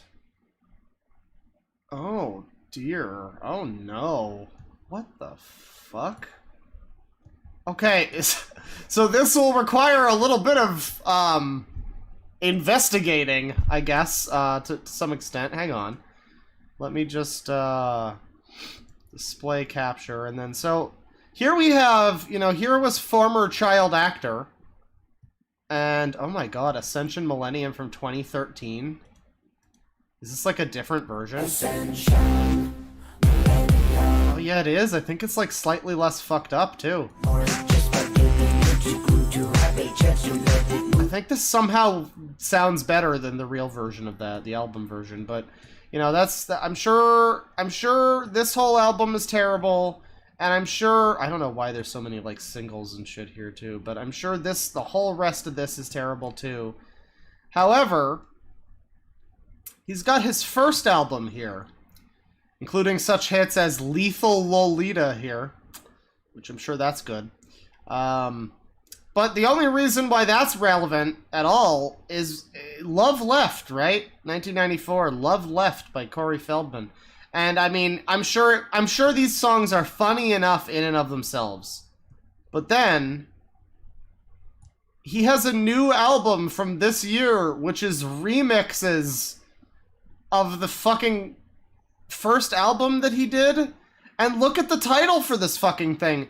Love Left 2.1, Love Left, in brackets, remixed, / karaoke cabaret, / Love Lost, / Love Left 2, Arm Me With Love. And, I mean, it's just like, what? You pick one. Pick one of these titles. Is it just a remix album? Is it a sequel? Is it its own thing called Karaoke Cabaret? I don't know. But it seems to be a remix album of, like, the shit from his first ever release. And it's got 50 songs on it, by the way, which, like... So we've got the remixes here, and then we've got a 2021 remaster, right? Some of them are remixed, but some of them are just remastered. So some of them got, like, whole cool new recordings in Corey Feldman's modern talent. But then we've got some instrumentals, including instrumentals for, like, some shit that... What is this, even? Like, this is not a song from any of his albums. What is this? Love Safe Getaway Karaoke. It's just an instrumental, but there doesn't appear to be a non-instrumental version, unless that's maybe down here. I guess. Yeah, this is just a very strange thing where we've got remixes, we got instrumentals, and then we've got demos and stuff, I guess. Was anybody really looking for the demo for Lethal Lolita? Or any of these other songs here that have fucking 10,000 plays? Is anybody really looking for remixes of that? I don't know. But we got demos too. We've got live performances. One of them is even titled incorrectly. Wiskei. Why? Whiskey. It's spelled correctly here. But what even are these songs? Are these covers? These must be... I mean, I guess they can't be because then it would say... some of these are covers, I guess. I don't know. But then we also just have this whole part. Why is this 4 albums? Why is this 50 songs? And it's like... the first part of this album is remixes. I mean, I guess I get it. The first part is Love Left 2.1, Love Left Remixed. That's the first album remixed. And then we've got Corey... No, never mind. It doesn't make sense because there's only one song here, or 2 songs about karaoke. Oh god, what the fuck even are these? What? Like, why are there just instrumentals? If it's Corey Feldman, it's like him singing, right? So why is it just an instrumental? Why is it called Dream a Little Dream Karaoke if we can't listen to the real version? Where's the real version? Oh, it's down here. Oh. Okay. I guess that's the... Okay, yeah, alright. But then you do have some stuff like... Yeah, Love Safe Getaway Karaoke. I don't know, man. I don't know. But anyway, here's the first album. What's the least played song? It's the last song. Let's listen to it. Vision for You.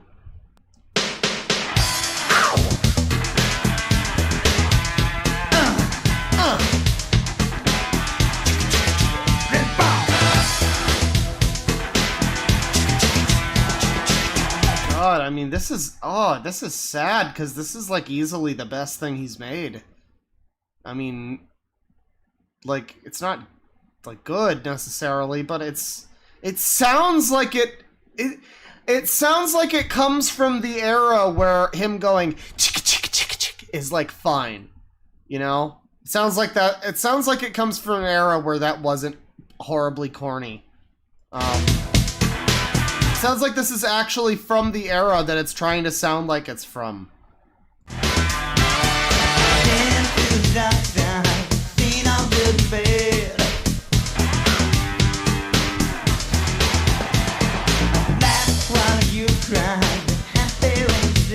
Once again, terrible vocal mixing. Possibly the worst so far. But it's still possibly the best song that he's made, that we've heard, anyway, so far. I mean, that's at least... He's really gone backwards in terms of talent. I mean, hasn't he? Because this first album, I mean, you know, I'm sure it's mostly bad.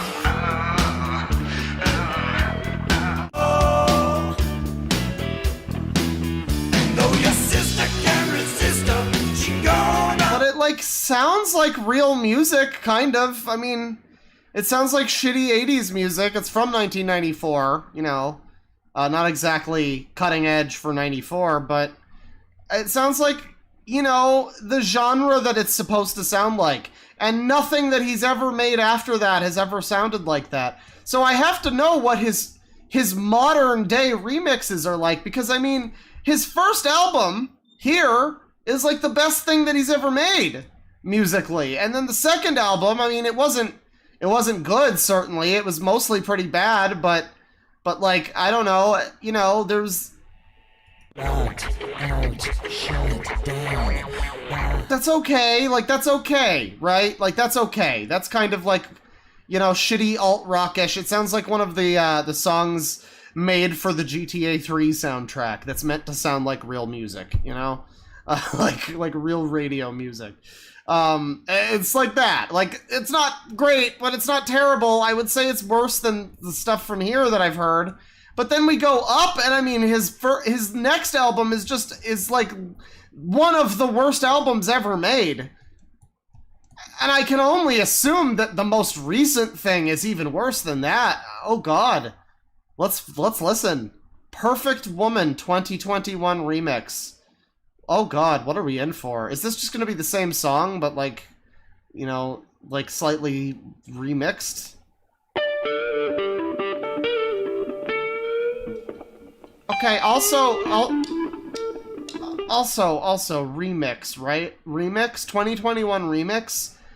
The mixing on this was the best that your mixing has ever been. It was still bad, but why would you remix it in 2021 when your most recent release had the worst mixing you've ever had? If all you've done is remix it, the mixing is worse now. I mean, even just like this great remix where you can hear, like listen to that, listen. You can hear that, like, the hiss of the other audio track come in there. I mean, it's subtle, but you can hear it.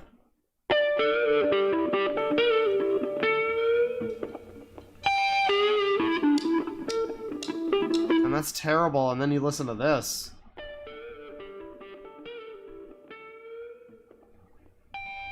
And you can't hear it in this one! I mean, it's quieter, maybe that's why. Maybe it's just because it's, like, quieter and less compressed, but, like, in this one, you hear it and it sounds like a normal guitar intro.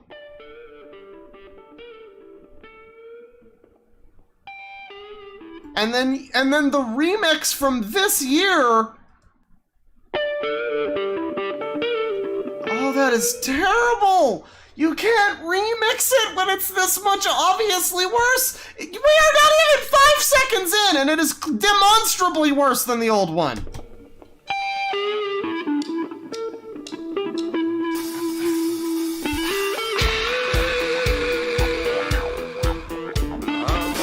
Uh-huh.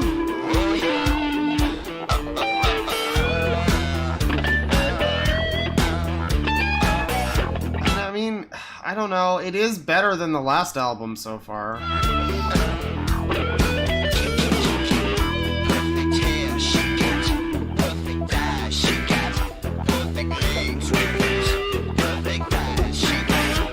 Oh, I also like Come Together. What's this? What's this cool, fun plagiarism? Gold guns she got, Boris Gumbo she got, Bowden Bowden she got, hair down to her knee. No fucking talent, his name is Corey. Everything you want, it just don't matter at all. Yeah, I mean, I don't know. It's better than the last album. What are these demos? We really have demos for this shit? Do ya? We needed a demo for this. You just say heartbreak is not my favorite scene. It's just one of the games they play now. Nobody can, like, again, I guess Corey Feldman is like, I guess it doesn't take much, you know? It doesn't take much for, like, Corey Feldman. Like, it doesn't take much for you to be at a point where you are now untouchable and nobody can tell you that your music is terrible, you know? It doesn't take much, apparently, because Corey Feldman is not exactly the, you know, not exactly a Chris Pratt. He's not really lighting up the fucking, you know, the tabloids these days. And yet apparently nobody was able to tell him, no, Corey, nobody wants the 50-song quadruple album where you do remixes and demos and shit from your first album, which nobody has ever even listened to. I mean, nobody's listened to this one either, but at least this one's like got the funny cover where he looks like, I don't know, he looks like all sweaty. And it's got the fucking Terrible Imagine and Jingle Bell Rock. Like, those are fun. That's fun. And then this album is like a fucking classic. This is just a classic. But then this, like, nobody wants this. Nobody cares about this album. Why are you even releasing this? And then we've got, like, instrumentals. We've got live performances here.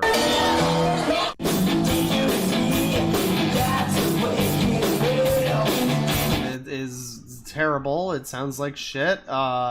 Intro in... Oh my god, look at this Sufjan Stevens ass title over here. Intro in 3 parts. The Sound of War. The Invasion.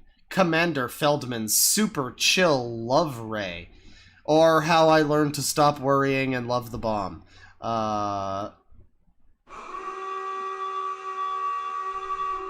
Okay. That is annoying. That is annoying. This song is 1 minute and 8 seconds. We are now like a fifth of the way through it already, and it has been just a fucking horn noise.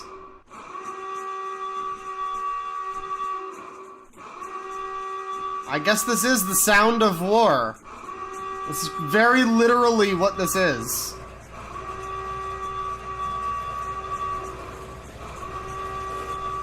Is this like gonna be a song? What is this?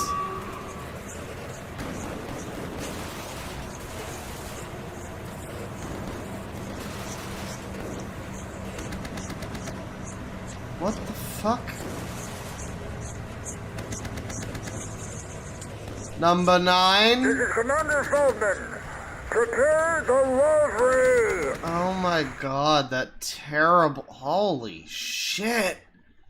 That is Corey Feldman recording his voice in 2021 or whatever and putting the worst effect in the world on it to make it sound kind of vaguely like, I don't know, Winston Churchill, like, we will never surrender, like that kind of thing.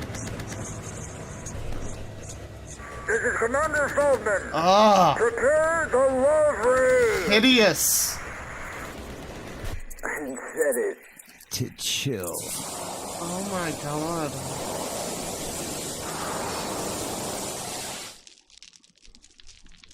Yeah, I mean, okay, well, I love that this is called Intro in 3 parts, and it's, I mean, it's quite literally, it is the marching of, like, it's like a war drum march thing, and like a war, like, siren or whatever, fucking horn.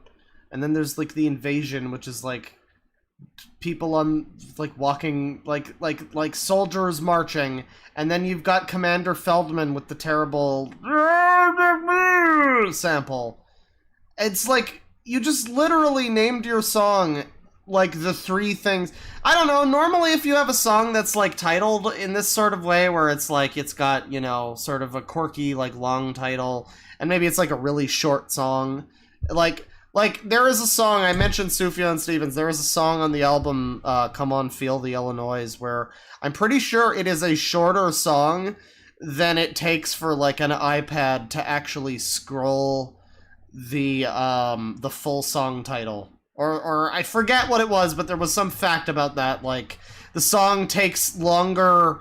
The song is not long enough for the actual full title of the song to scroll across the screen. Something like that. And, like, stuff like that's kind of fun, you know? But that's also just a song. This is just, like, literally he put some sound effects together and he was like, yep, this, like, literally describes what this track is. There's no artistry here. There's no, you know, nothing interesting. It's just, yep, the sound of war, the invasion, and then Commander Feldman shows up. I don't know. It's just so devoid of creativity that it's like, I don't know, it annoys me. It annoys me. It insists upon itself. Hang on. Go back to the fireplace here while we listen. We can at least chill out with the fireplace.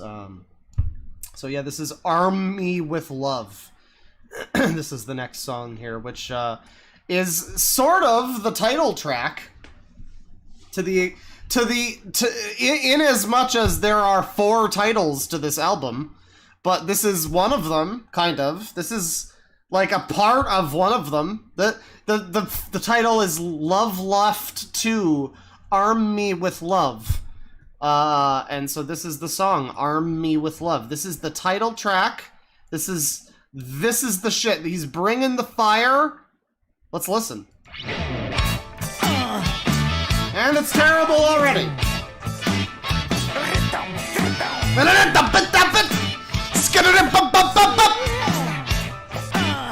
It's lit! I can't live without my rock and roll. Oh, you can't live without the rock and roll now, really, because that last album, I mean, Angelic to the Core might say in the title that it is angelic rockadelic, but there's not much rock on this album. It's kind of just angelic crapadelic, but anyways. Yeah,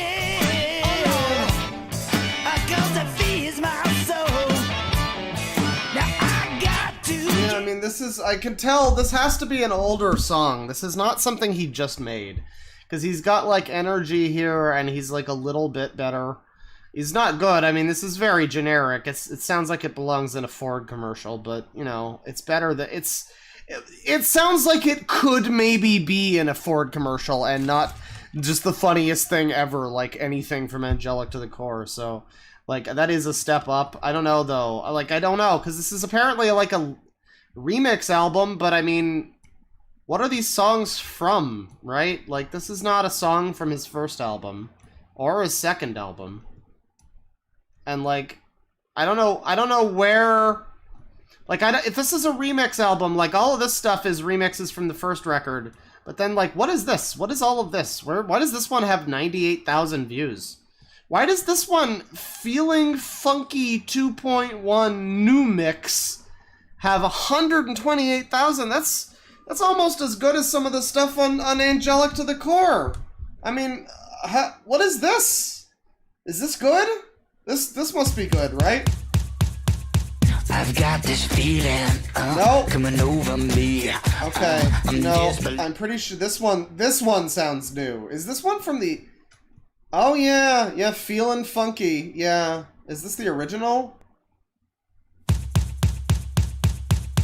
I've got this feeling coming over me. I'm disbelieving what I think I see. And I mean, yeah, I don't know. That is apparently the original. This is the new mix, I guess. I don't know what's new about it. Over me, I'm disbelieving what I think I see. I can vision music, I can feel the beat. I can touch the bass line, tap it with my feet. Now things have changed, my mind has rearranged, my soul's I mean, alright, I mean, this is certainly not something I would listen to, but again, it is better than Angelic to the Core.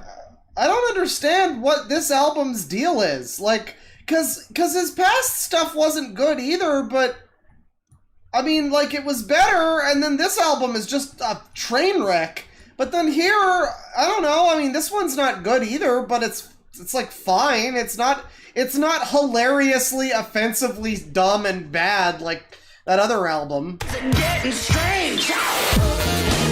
Never mind, maybe it is. Deep down in my soul, I gotta know where to go. Yeah, there's just too much happening, and I mean, as someone who's making music now and has been also dealing with like, oh, is there too much going on here? Is this part like taking attention away from this part? Is this part now buried because of this part? Like, that's what I feel now listening to this. Is like, yeah, this is all just too much. All right? Gotta know where to go. Be like, what's she? Are you gonna get funky with me? No, I don't think I will, Mr. Feldman. I think I'm good on that. Let's see this one. Quit Ghosting Me. Where Corey Feldman, I guess, is being ghosted by someone.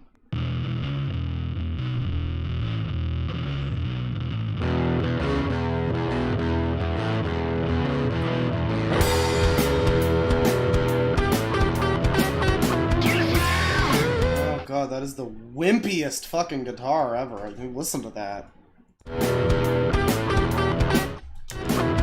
Oh, that sounds like you recorded that with like... That has to be like one of those shitty software amps. Like he just plugged his guitar into FL Studio and used like the default FL Studio distortion amp or whatever. Like that is not that is just such a wimpy sound. I mean, that part's okay. This part sounds fine. But then this like this guitar that comes in. I mean, it's mixed too low, but it's also just like this. It's like this limp-wristed fucking guitar lick that's just awful.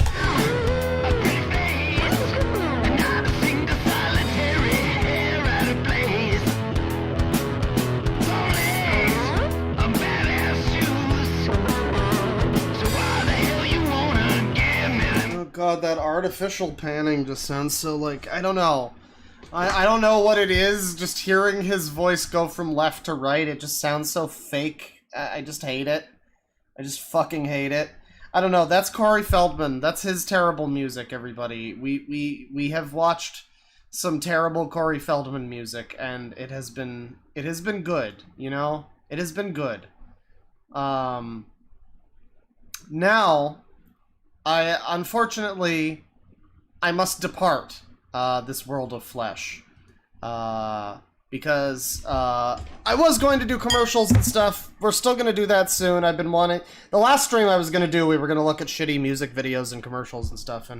And this time, I was going to, but I remembered recently that I actually have a pork tenderloin that is being slow cooked currently. And it will be done fairly shortly, so I would like to. I'd like to get some of that happening. Maybe tomorrow I will do another stream, and we can look at some commercials and stuff. Get some good vintage 1990s like toy ads to you know, waste our time with, and that should be fun. We can argue about like Scub or whatever. We can watch that really good ad from the 90s about Scub and like the anti-Scub people. You know, we can all enjoy ourselves, and then the people who are pro Scub, I mean, they'll be here too, but you know, we can harass them. That's okay.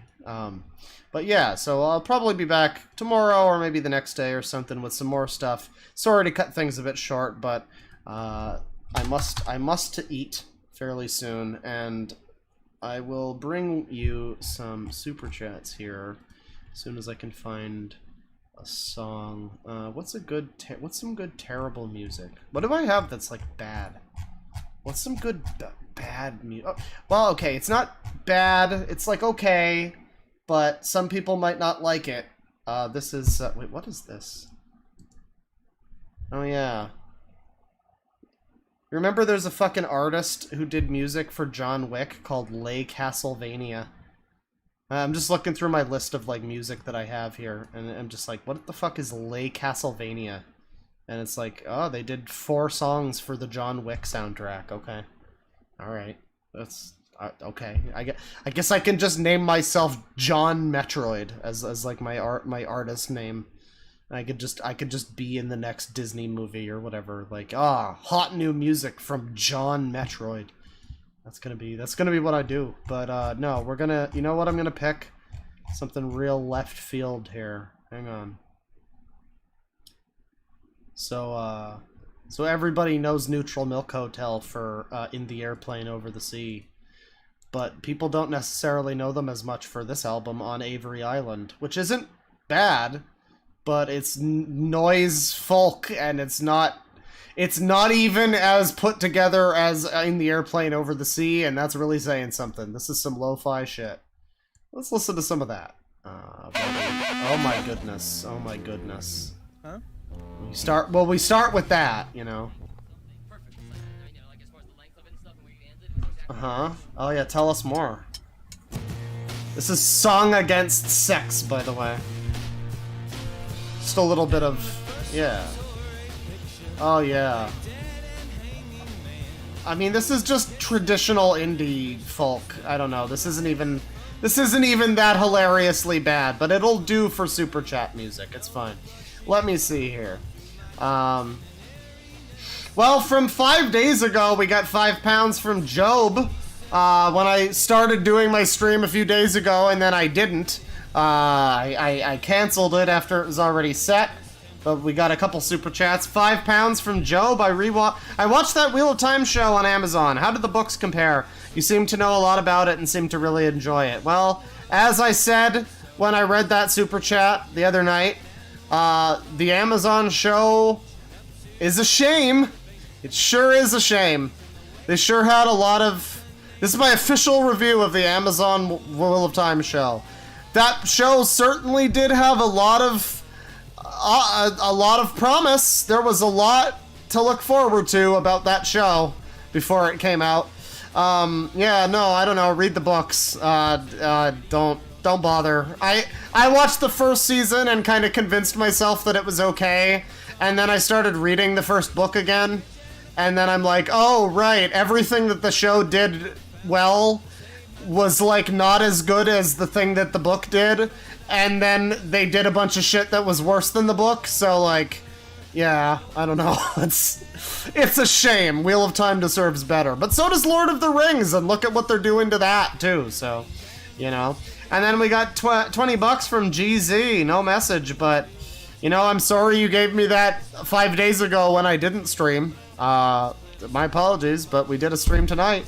We looked at some real trash tonight. $5 from Victor Martinez. That headache must have been severe. Hopefully you're doing better now. Well, it was pretty severe that night, but then, I mean, in the days since then, it's just been like a combination of tiredness, and getting to a point in the day where I'm like, well, I could stream, but I kind of just want to I just want to keep making my song or whatever, you know, so, you know, I pushed it off a little bit, but we got it done, you know, and that's what's important.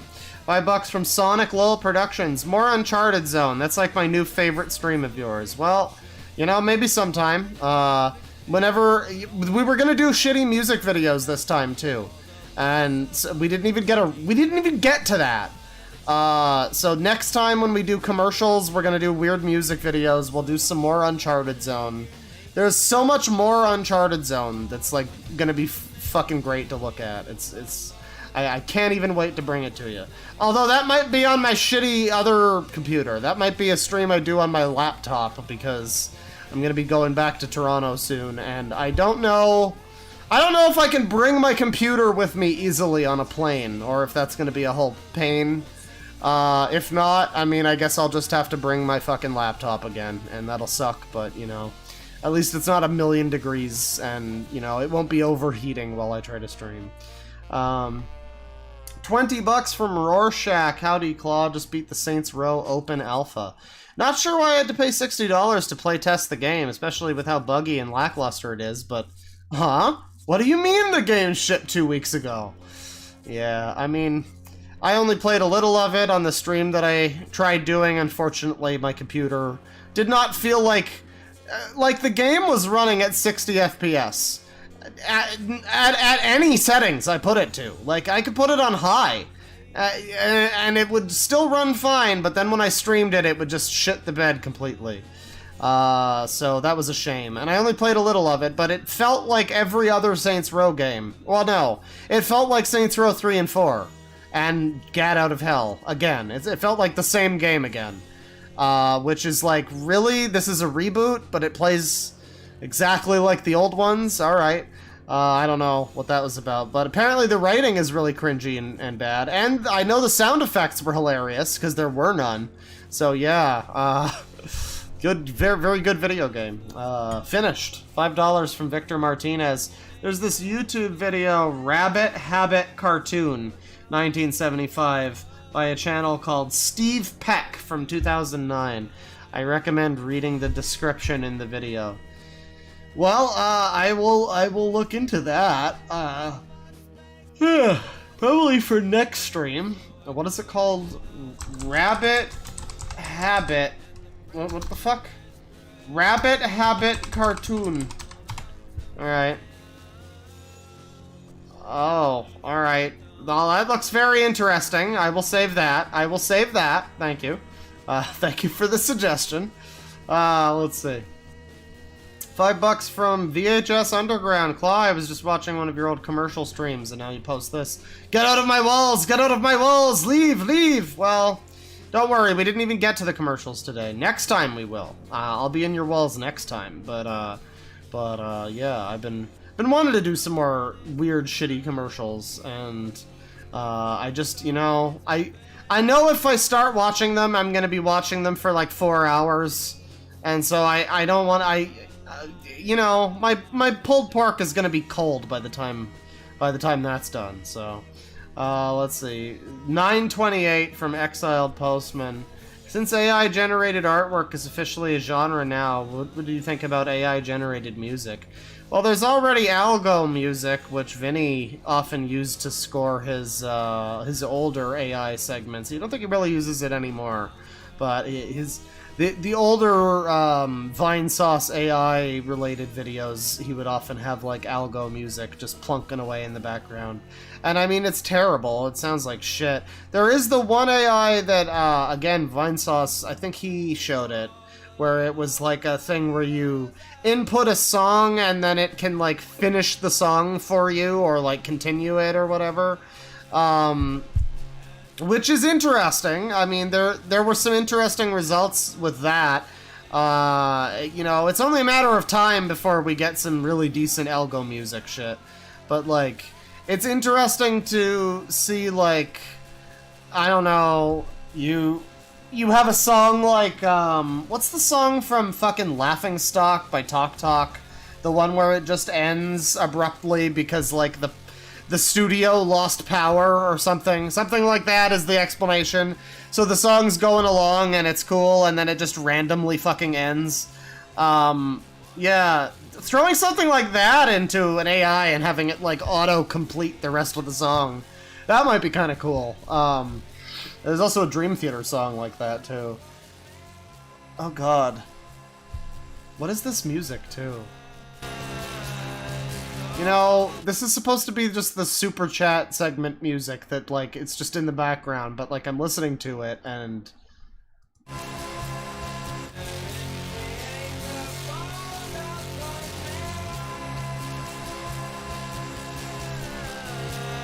And I mean...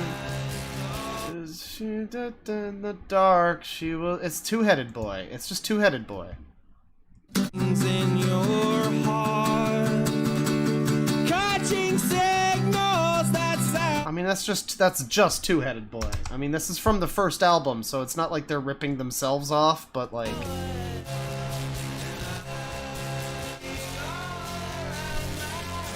That's the same. And we will wait in the dark, something, something, semen stains the mountain tops. Good band. Let's see here. 928 for, oh, I read that one. $5 from Kanik. His voice isn't bad, but why is he trying to make Imagine sexy in 70s music way? Well, because he thinks he's the shit and he's the sexiest dude around. and nobody ever told him that he isn't, and he's not, and he really isn't, and he's not. Nobody ever told him that, or he doesn't believe it when they do tell him. I don't know. But $5 from Kanik. Why does it sound like Jingle Bell Rock by a Led Zeppelin cover band? I mean, Greta Van Fleet's got nothing on your boy. $5 from Kanik again. It sounds like the music an unemployed uncle makes in a trailer park until the police get called for noise complaints. It sounds like the music, I mean, I hear this a lot about terrible things, like a terrible video game or whatever. The comment you often see is, this looks like, or this sounds like something from a movie that's like meant to be a joke. Like the joke is they're listening to music that sounds like shit, and it sounds like angelic to the core, you know? Or the joke is they're playing like a stupid bad video game, and it's like the shitty Saints Row remake or whatever, you know? Like, you get that a lot where it's like, oh, this looks like something people would watch on a TV show, like a TV show within the universe of another, something like that. But it really does. I mean, his music is really next level, you know. Let's see, $2 from He's Got a Gun. 505. Stuart by the Dead Milkmen is an all-time classic. Well, I don't know. That might not be an artist in a genre that I'm not familiar with. Or rather, that might be an artist from a genre I'm not that familiar with. I don't know. It sounds kind of like some kind of punk shit. The Dead Milkmen, I think Dead Kennedys. I don't know. But yeah. You know, maybe that's good. I don't know. $5 from Kanik. Why does it sound like he had to sing in a closet whispering every song? Well, he's trapped in R. Kelly's closet, you know? That's what happened. The rape of two Corys. R. Kelly got to both of them. $10 from Victor Martinez. There's this drum and bass 12-inch from 1995 titled Lynx by the Chameleon. Both Lynx and Just Close Your Eyes and Listen are amazing. Would go great with your medicinal sessions. Highly recommend it. Well, you know, that would be interesting. Some more D&B in my life. You know, I'm not against D&B, but I've never heard any that I liked, you know, necessarily. Or at least not any that I'm like, oh, I gotta listen to more of this. You know, like, I've heard some D&B that's like, this is fine, you know, whatever. This is in, like, a shitty Matrix rip-off movie from 2005 or whatever. You know, like that kind of thing. But it's like, and it's like not offensive, but I don't exactly seek out more. Now what's happening with the music? Oh, yeah. How do you even make that? How do you even make that as music? Like, how do you go into your music instruments and be like, yeah, give me winning lotto numbers sound? Like, I don't know how you make that sound. That's cool, though. Let's see. $5 from Victor Martinez. Whenever someone brings up MSX FM in the super chat, Claw's mind. I'm coming back with the blast! I'm coming back with the blast! MSX FM 101.1! Yeah, no, that's great. I love the blast. I love that. $5 from Inky S. Have you been watching Brad Taste in music recently? I have. Yes, I've been looking for more content, looking at shitty music, and his is a very good channel because he is funny and I enjoy his commentary. But he also actually shows you some of the music. So it's, like, that's an issue I have with Fantano. His not good reviews are often quite entertaining in their own way, but, you know, he doesn't actually show you much of the new Terrible Muse album or whatever. So you have to go listen to it yourself, you know? And that's one thing that he does that I can appreciate. Brad Taste in music, he just plays that fucking album, and he doesn't make you listen to the whole thing. I mean, he makes you listen to just enough of Demon Dice that you're like, oh, wow, this woman has an entire discography that sounds like a mom doing a fucking rap song for an insurance company commercial. And every song sounds like that, huh? And you don't need to listen to everything. He does. Like, he does. But he shows you just enough that you're like, yeah, no, that's fine. I get the gist. I get the point. I don't need to listen to more of this. You know, Bane likes Demon Dice, by the way. Fuzo YouTube, noted cum pills taker. He likes Demon Dice. He likes the white girl rapping about how she's doesn't speak Japanese, but speaks Japanese or something. I don't know. And her entire discography sounds like my name is Demon Dice and I'm here to say. It's great. It's great. New horizons in shitty music, because I would have never known about Demon Dice if I didn't see people on one of my Discords being like, oh yeah, the Brad Taste in Music video, where he listens to her entire discography, and it's fucking horrible. And I check it out, and I'm like, wow, this is good. Yeah, this is the quality, terrible content that I'm looking for. Or I should say good content about terrible content. So shout outs to him. If you want more people looking at bad music, watch or listen to Brad Taste in Music. He also has a stream going through Angelic to the Core. I think he did the whole album, in fact, so you might enjoy that. Let's see, $2 from Nerdy30. Ascension Millennium. It's good. I almost want to I want to do like an EP of songs where I just remix terrible songs and try to salvage them into something listenable. And like I could do something with that. I could take the Ascension Millennium. I could take that, or maybe like some of his like I could sample his singing on We Want to Change. I could sample that part and like throw that with a bunch of effects and like reverse it and also change the pitch by like 2 octaves or something, and it'll totally sound fine. It'll magically be listenable. It'll be great. It'll be great. $2 from Cooking in Silence. You are my grandma. No, I'm my own grandpa. That's what it is. $5 from Kate. I think I missed the stream, but have some coin to help. Well, thank you. This is probably going to be one that's blocked worldwide because it's music stream. Because fair use is a lie and copyright. Cash rules everything around me. Still don't nothing move but the money. Let's see. $5 from Gecko. Was this song made on a roller coaster? Oh, the roasts. The fucking roasts for that shit. It's so good. $5 from Kanik. Your voice echoed in my igloo just as my cousin walked in. Man, you know, I hope you realize, I'm not telling you how to live your life or anything. I'm just saying that when you come into my super chats with talking about how you are in an igloo currently, like I don't know, it's like if a black guy super chatted and went, hey, I'm just sitting down to some Church's chicken and a nice seedless watermelon. It's like, I don't know. I mean, I hope you enjoy it. I do. I really hope you're enjoying the igloo, but it's, it almost reads like you're just like a white guy who's just like, trying to like, wouldn't that be great? Wouldn't that be just the best meme where like you've been super chatting for like streams months on end, and it just comes out that like you're just like, yeah, by the way, I actually just live in Ohio. My name is Trevor Benjamin, and I weigh 700 pounds, and I just decided my life is boring, so I'm gonna say that I live in an igloo. Like, I don't know. That could be the case. It probably isn't, though. It probably isn't.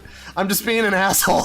But, I hope your igloo's treating you well, man. Because honestly, somebody's got to live in an igloo, right?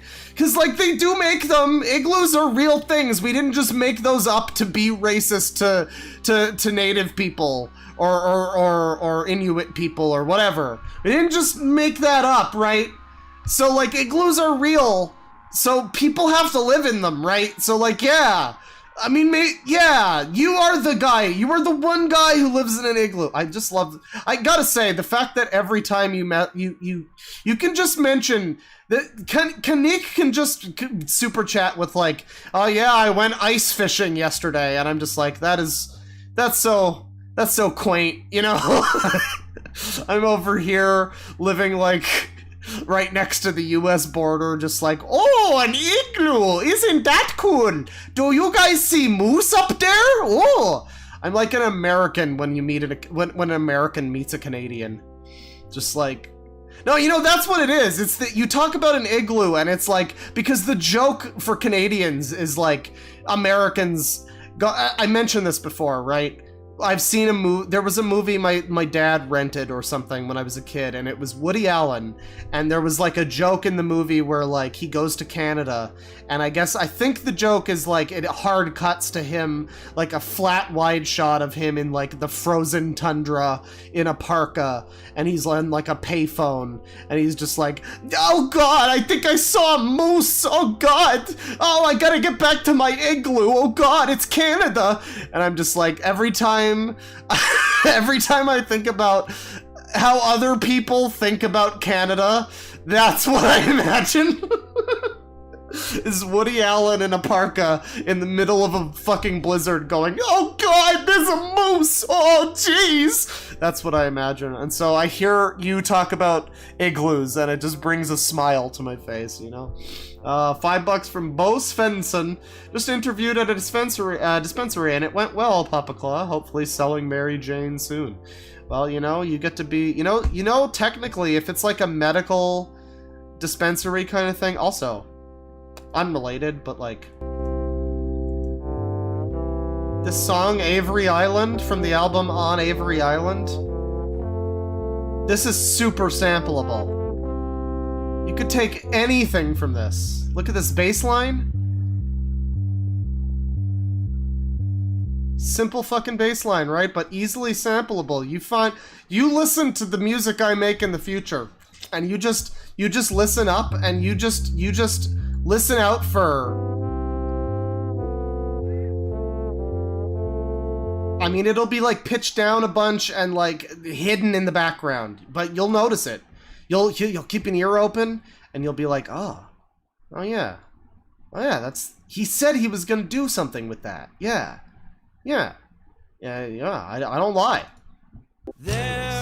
Oh god, shut up, Jeff Mankum. All right. Let's see here. $5 from Lou. Won't it change? So here's $5. Thank you. I didn't change. I millionsed. Thank you. $5 from Kanik. My cousin told me bring headphones or he's never taking me fishing again. Well, no. Corey Feldman's gonna scare away all the fish. You know? $5 from Brett. Yo, we making it out of the hood with these beats. We really are, you know? We're gonna fucking make it, you know? We're gonna make it to the top. $2 from Elizabeth Rogers. No message, but thank you.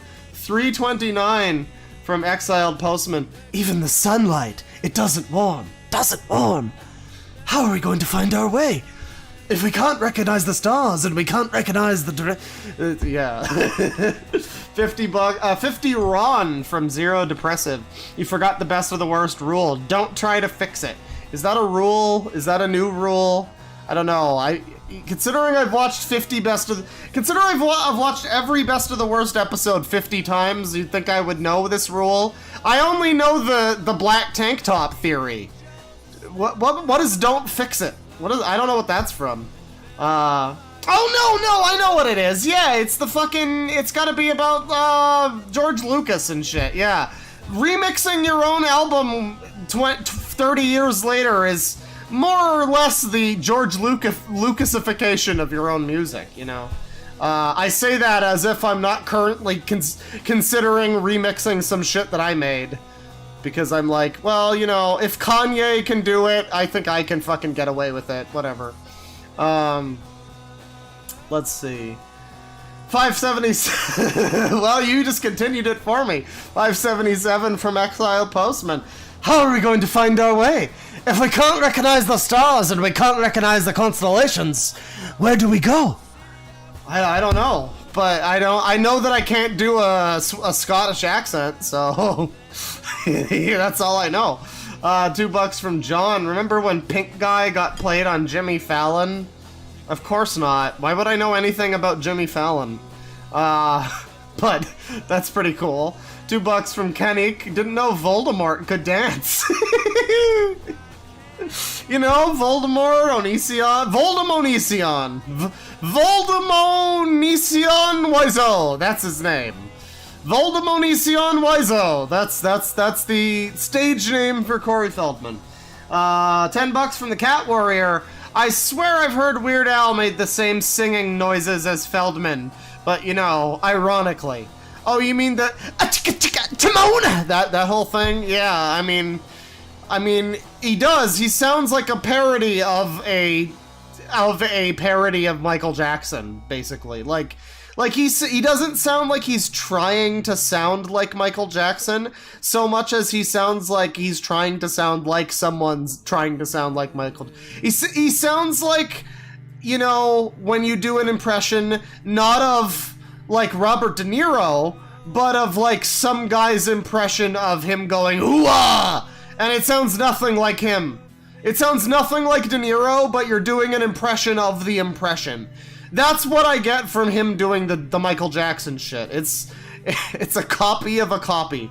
$5 from Fer Pineda. Check out song from Screamer Claus.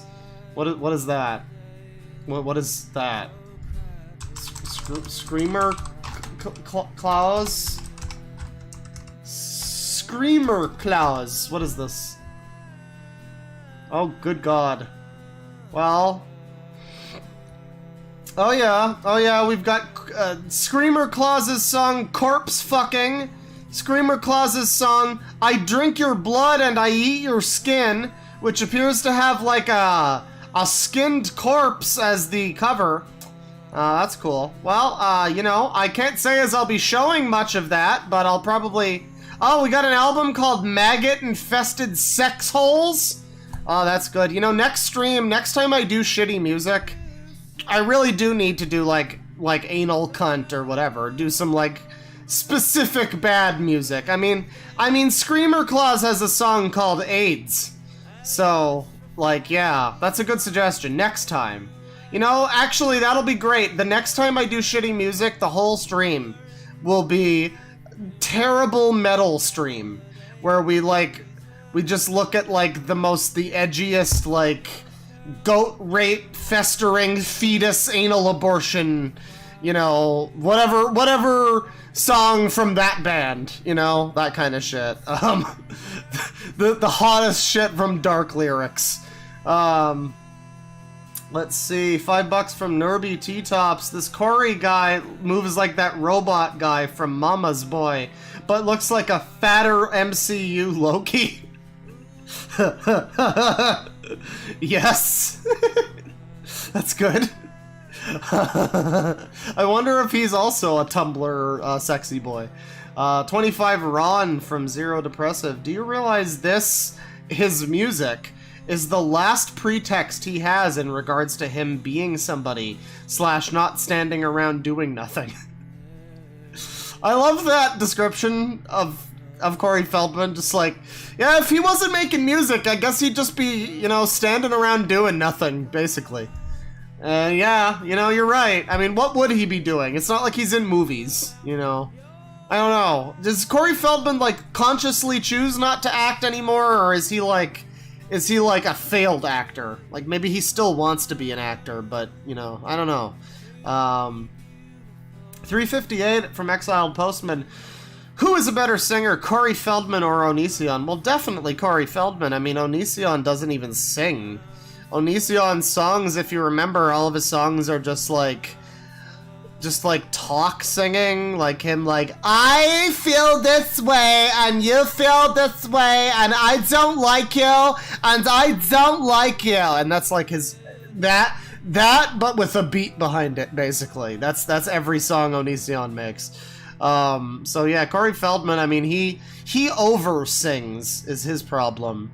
That, and I mean, I don't know, his range is maybe not that great. He could practice and maybe get to a point where he could sing We Wanted Change.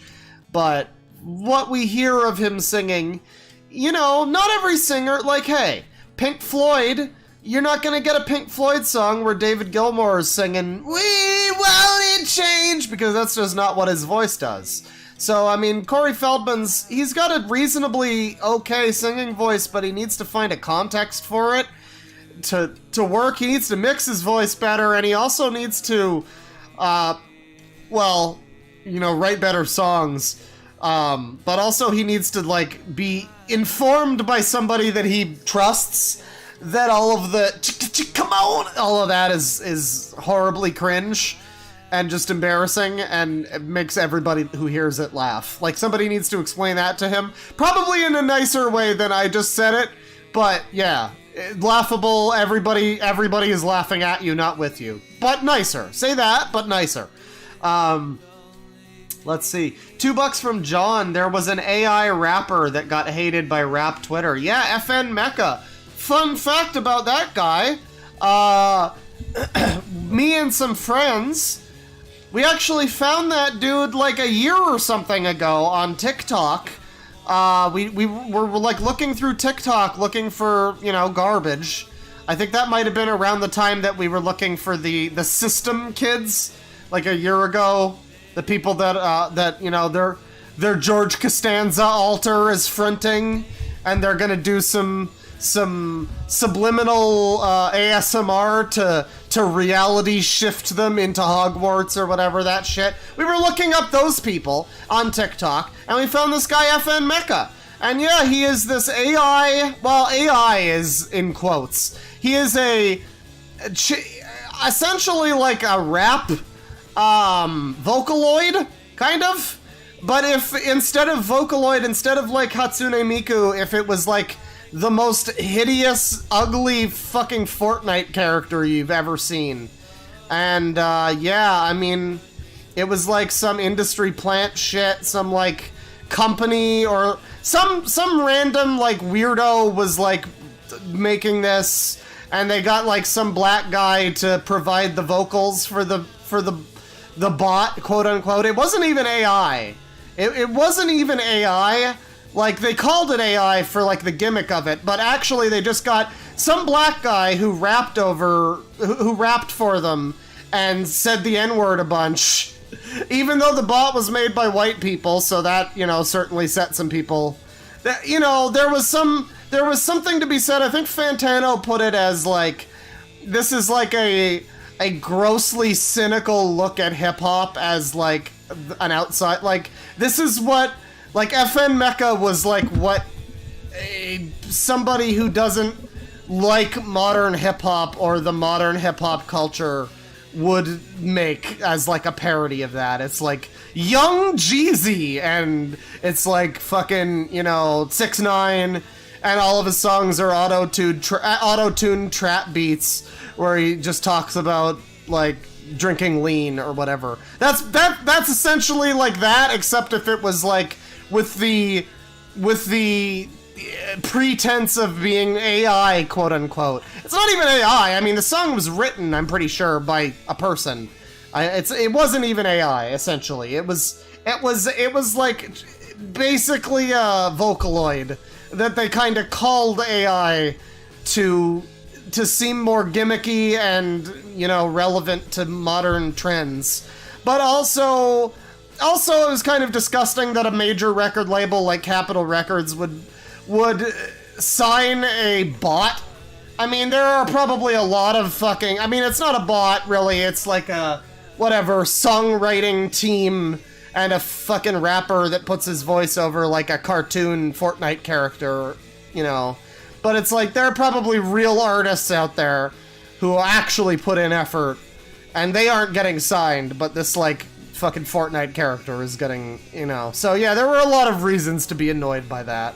That was disgusting for many reasons. That was some idiocracy shit, man. If only FN Mecca had stayed signed to Capitol Records or something, 5 years from now he would have been showing up like Tupac at Coachella, fucking hologram FN Mecca performance, just fake corporate like manufactured scum rap about rolly on the wrist and lean, and it would all be fake, and it would just all be fake. I just love the concept of how just fucking corporate and like cyberpunk fucked we are in that world, in that hypothetical world. Now I wish FN Mecha actually took off. I wish people didn't immediately viscerally hate that fucking thing. And man, we gotta look at some of that on the next stream too. Shit. now you're making me want to look at that as like a whole stream segment, but I don't know, maybe. Anyways, let's see. What is this, by the way? What the fuck? Okay, so you know, as we go through this pre In the Airplane Over the Sea album by Neutral Milk Hotel, the first album by Neutral Milk Hotel, we come to the song April 8th, which this is a fucking banger. I think I like this one. I haven't heard this whole album in like a decade, since I was in my Mew phase. And I actually like listened to I listened to more than the one good album by this artist. But I mean, this is a kind of a good this is a good song though. I mean, you got this droning bass, and then you got this like, yeah.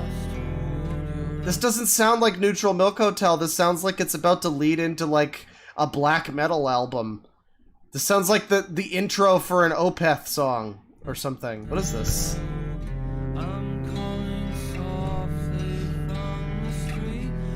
This is like straight up like the metal progression of like somber metal interlude. Like I'm just waiting for at any point for the guitar to come dun, dun, dun, dun, dun, dun, dun, dun, dun, and it just like the riff comes home, you know? Dun, dun, dun, dun, dun, dun. Like it builds up, you know? But it's not, it's just kind of a chill like, yeah. No, you know, I don't expect this from early Neutral Milk Hotel. I mean, you know, it's Neutral Milk Hotel. I expect this, basically, you know? I expect this.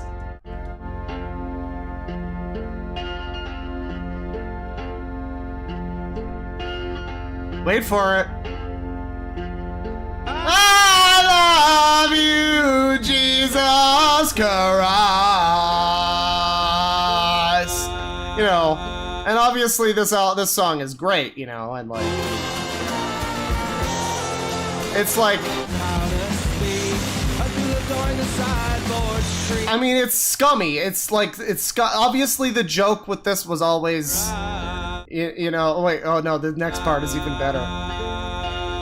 The joke was always this. You just go onto a Mew thread and you post these lyrics. Jesus Christ, I love you, yes I do. And I mean, it's just abrasive and terrible, but that's like the point of the band, I guess. It's like fuzz folk, noise folk shit. But then you get April 8th here, and it's just a fucking vibe. What is this? What is this Lost Elliott Smith song? What the fuck? I didn't know Jeff Mangum could write songs that don't sound like I've just shot myself in the fucking face. Mental. Well, I think I'll cut off the music there and just read the last couple super oh wait, no, we got a few more here actually. Hang on. Oh god, not that. I pressed play. I pressed the play on my keyboard and it started playing Corey Feldman again. God damn it. Yeah, just keep playing the song. It's fine. It's pretty nice. I like that. Let's see. $5 from Victor Martinez. Here's another D&B from 1994 titled Dolphin Tune by Aquarius, also known as Photech. It's pretty much hearing dolphin noises with music added. Wasn't there a Vaporwave album that is also like dolphin underwater aesthetic or something? I forget what it's like Echo Jams or some shit. That's what that reminds me of. I don't know, you're mentioning D&B now, and I'm reminded of, oh god, I don't think I still have it anymore, but there was, so, I'm a fan of the band Archive, which, hang on. You know, okay, cool song, but we're now switching over to Archive. Here's the song Nothing Else by Archive. I'm a fan of this artist who did this song, this album. It's a very, very, very good album, very influential trip-hop album.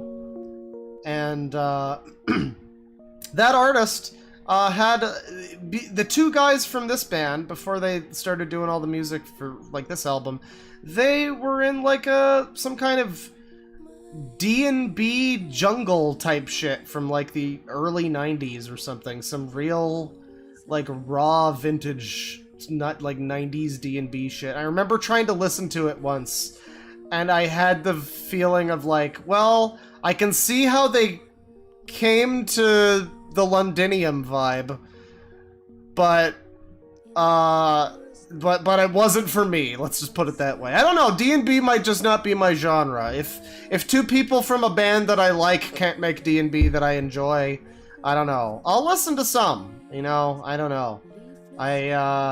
It took me like 10 years to get into hip hop, so you know, it'll take me another 10 years to get into D&B. Don't worry. $5 from Ram Badger. Claw, do you like J-Rock? Well, you know, that's tough to say, right? Because, I mean, you know, you get like the odd J-Rock song that's just an absolute banger, right? And, you know, occasionally you get a song like this that just transcends whatever genre it is, and, you know, you listen to it, and you're just struck. You are shocked! You know, you're just shocked. You are shocked. And occasionally you hear a J-Rock song that's got this vibe. Or like, you know, Judgment from Yakuza or whatever. You are shocked! And every now and then, you know, you get a little bit of that, but for the most part, I don't know, most J-Rock is a little too, like, I don't know, whiny or whatever. Actually, I have a really good Japanese song from my playlist here. I don't know. Shout-outs, by the way, if you are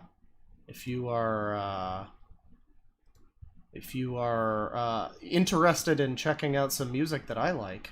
I have this whole playlist I made here on Spotify. I linked it on my community page at some point. You can maybe go... I don't know if the link still works, but, you know, you can go check this out. It's a pretty good mix of, you know, 10-minute songs and 9-minute songs and 9-minute songs and 11-minute songs. And then every now and then you get a bit of Old Dirty Bastard, you know? So, I mean, what's not to like, honestly?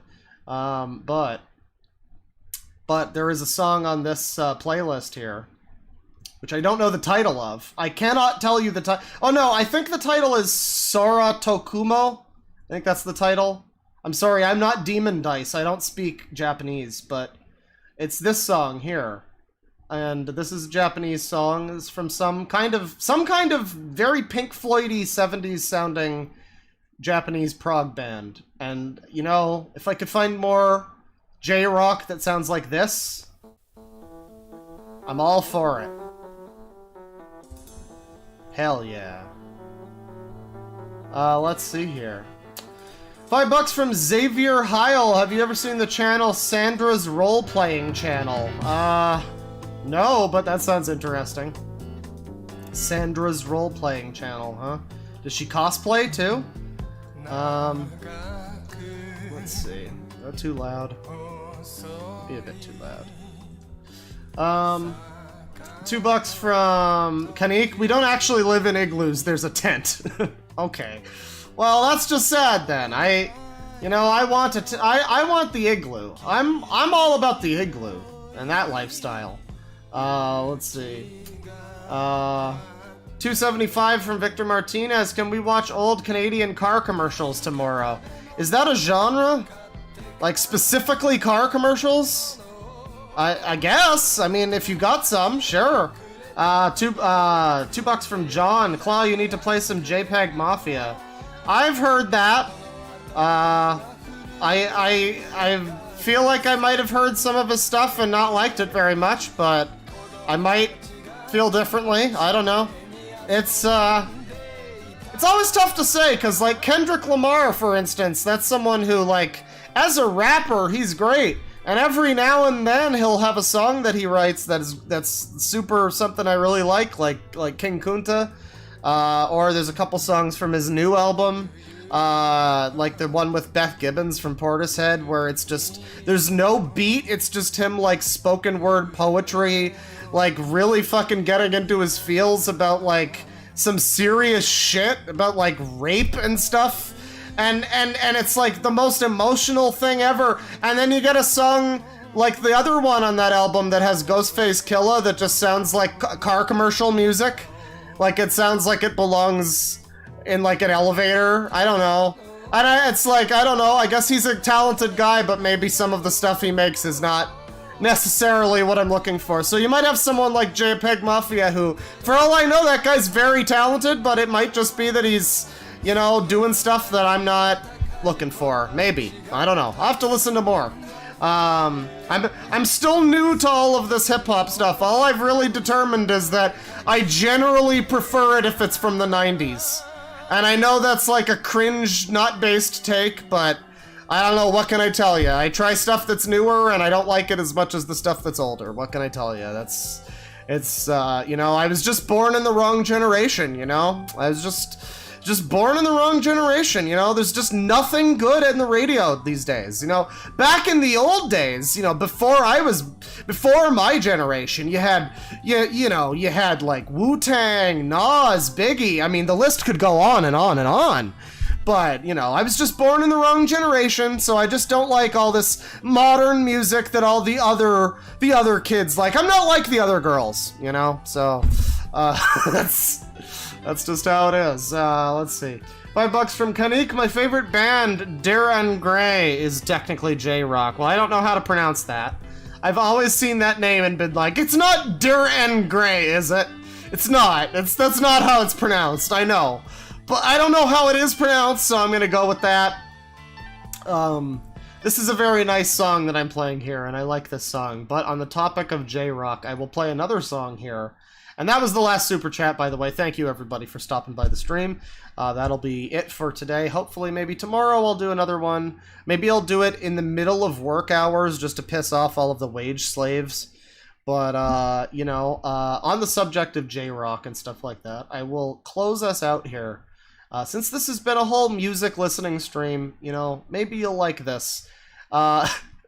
So, my playlist here that I made on Spotify is quite a varied playlist, you know? You've got everything from that archive song that I played, which is very chill, you know? It's like this, and it's like a real trip-hop masterpiece. You've got some Deadwing on here, you know?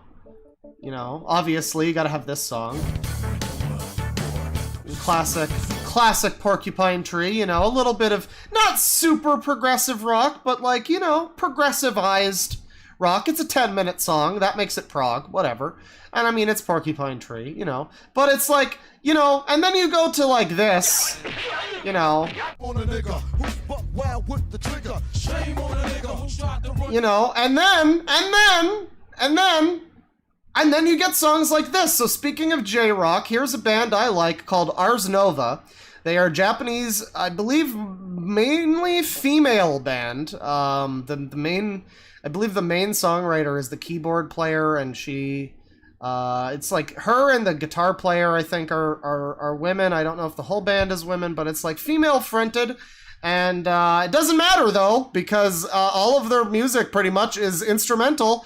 And it sounds like a Castlevania boss fight just exploded. Thank you for watching the stream, everybody. Oh, wait, wrong thing. Oh, also, we have a couple more here. $5 from Kanik. Also, Inuit music is pretty strange. Like, I'm scared to share Inuit songs because my non-Inuit friends think it sounds scary, lol. Well, that sounds interesting. I could sample some Inuit rock. That's great. And then 206 from Exiled Postman. Kenso, Fist of Fury, is good Japanese prog rock. Well, that's interesting. I specifically like Japanese prog rock and jazz.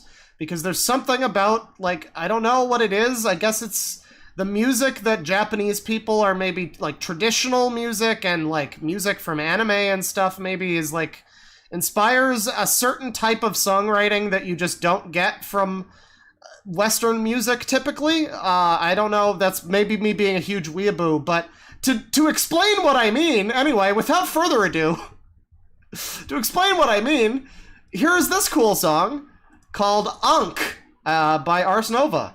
And like I say, it's a Castlevania boss fight that just exploded. Take it easy, everybody. Penis!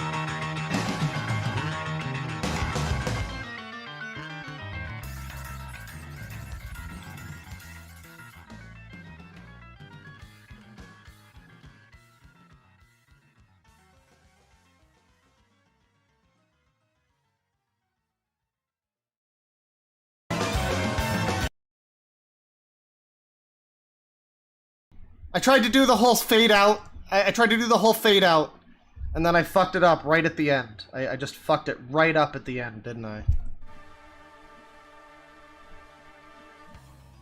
Oh, but then you get this part too.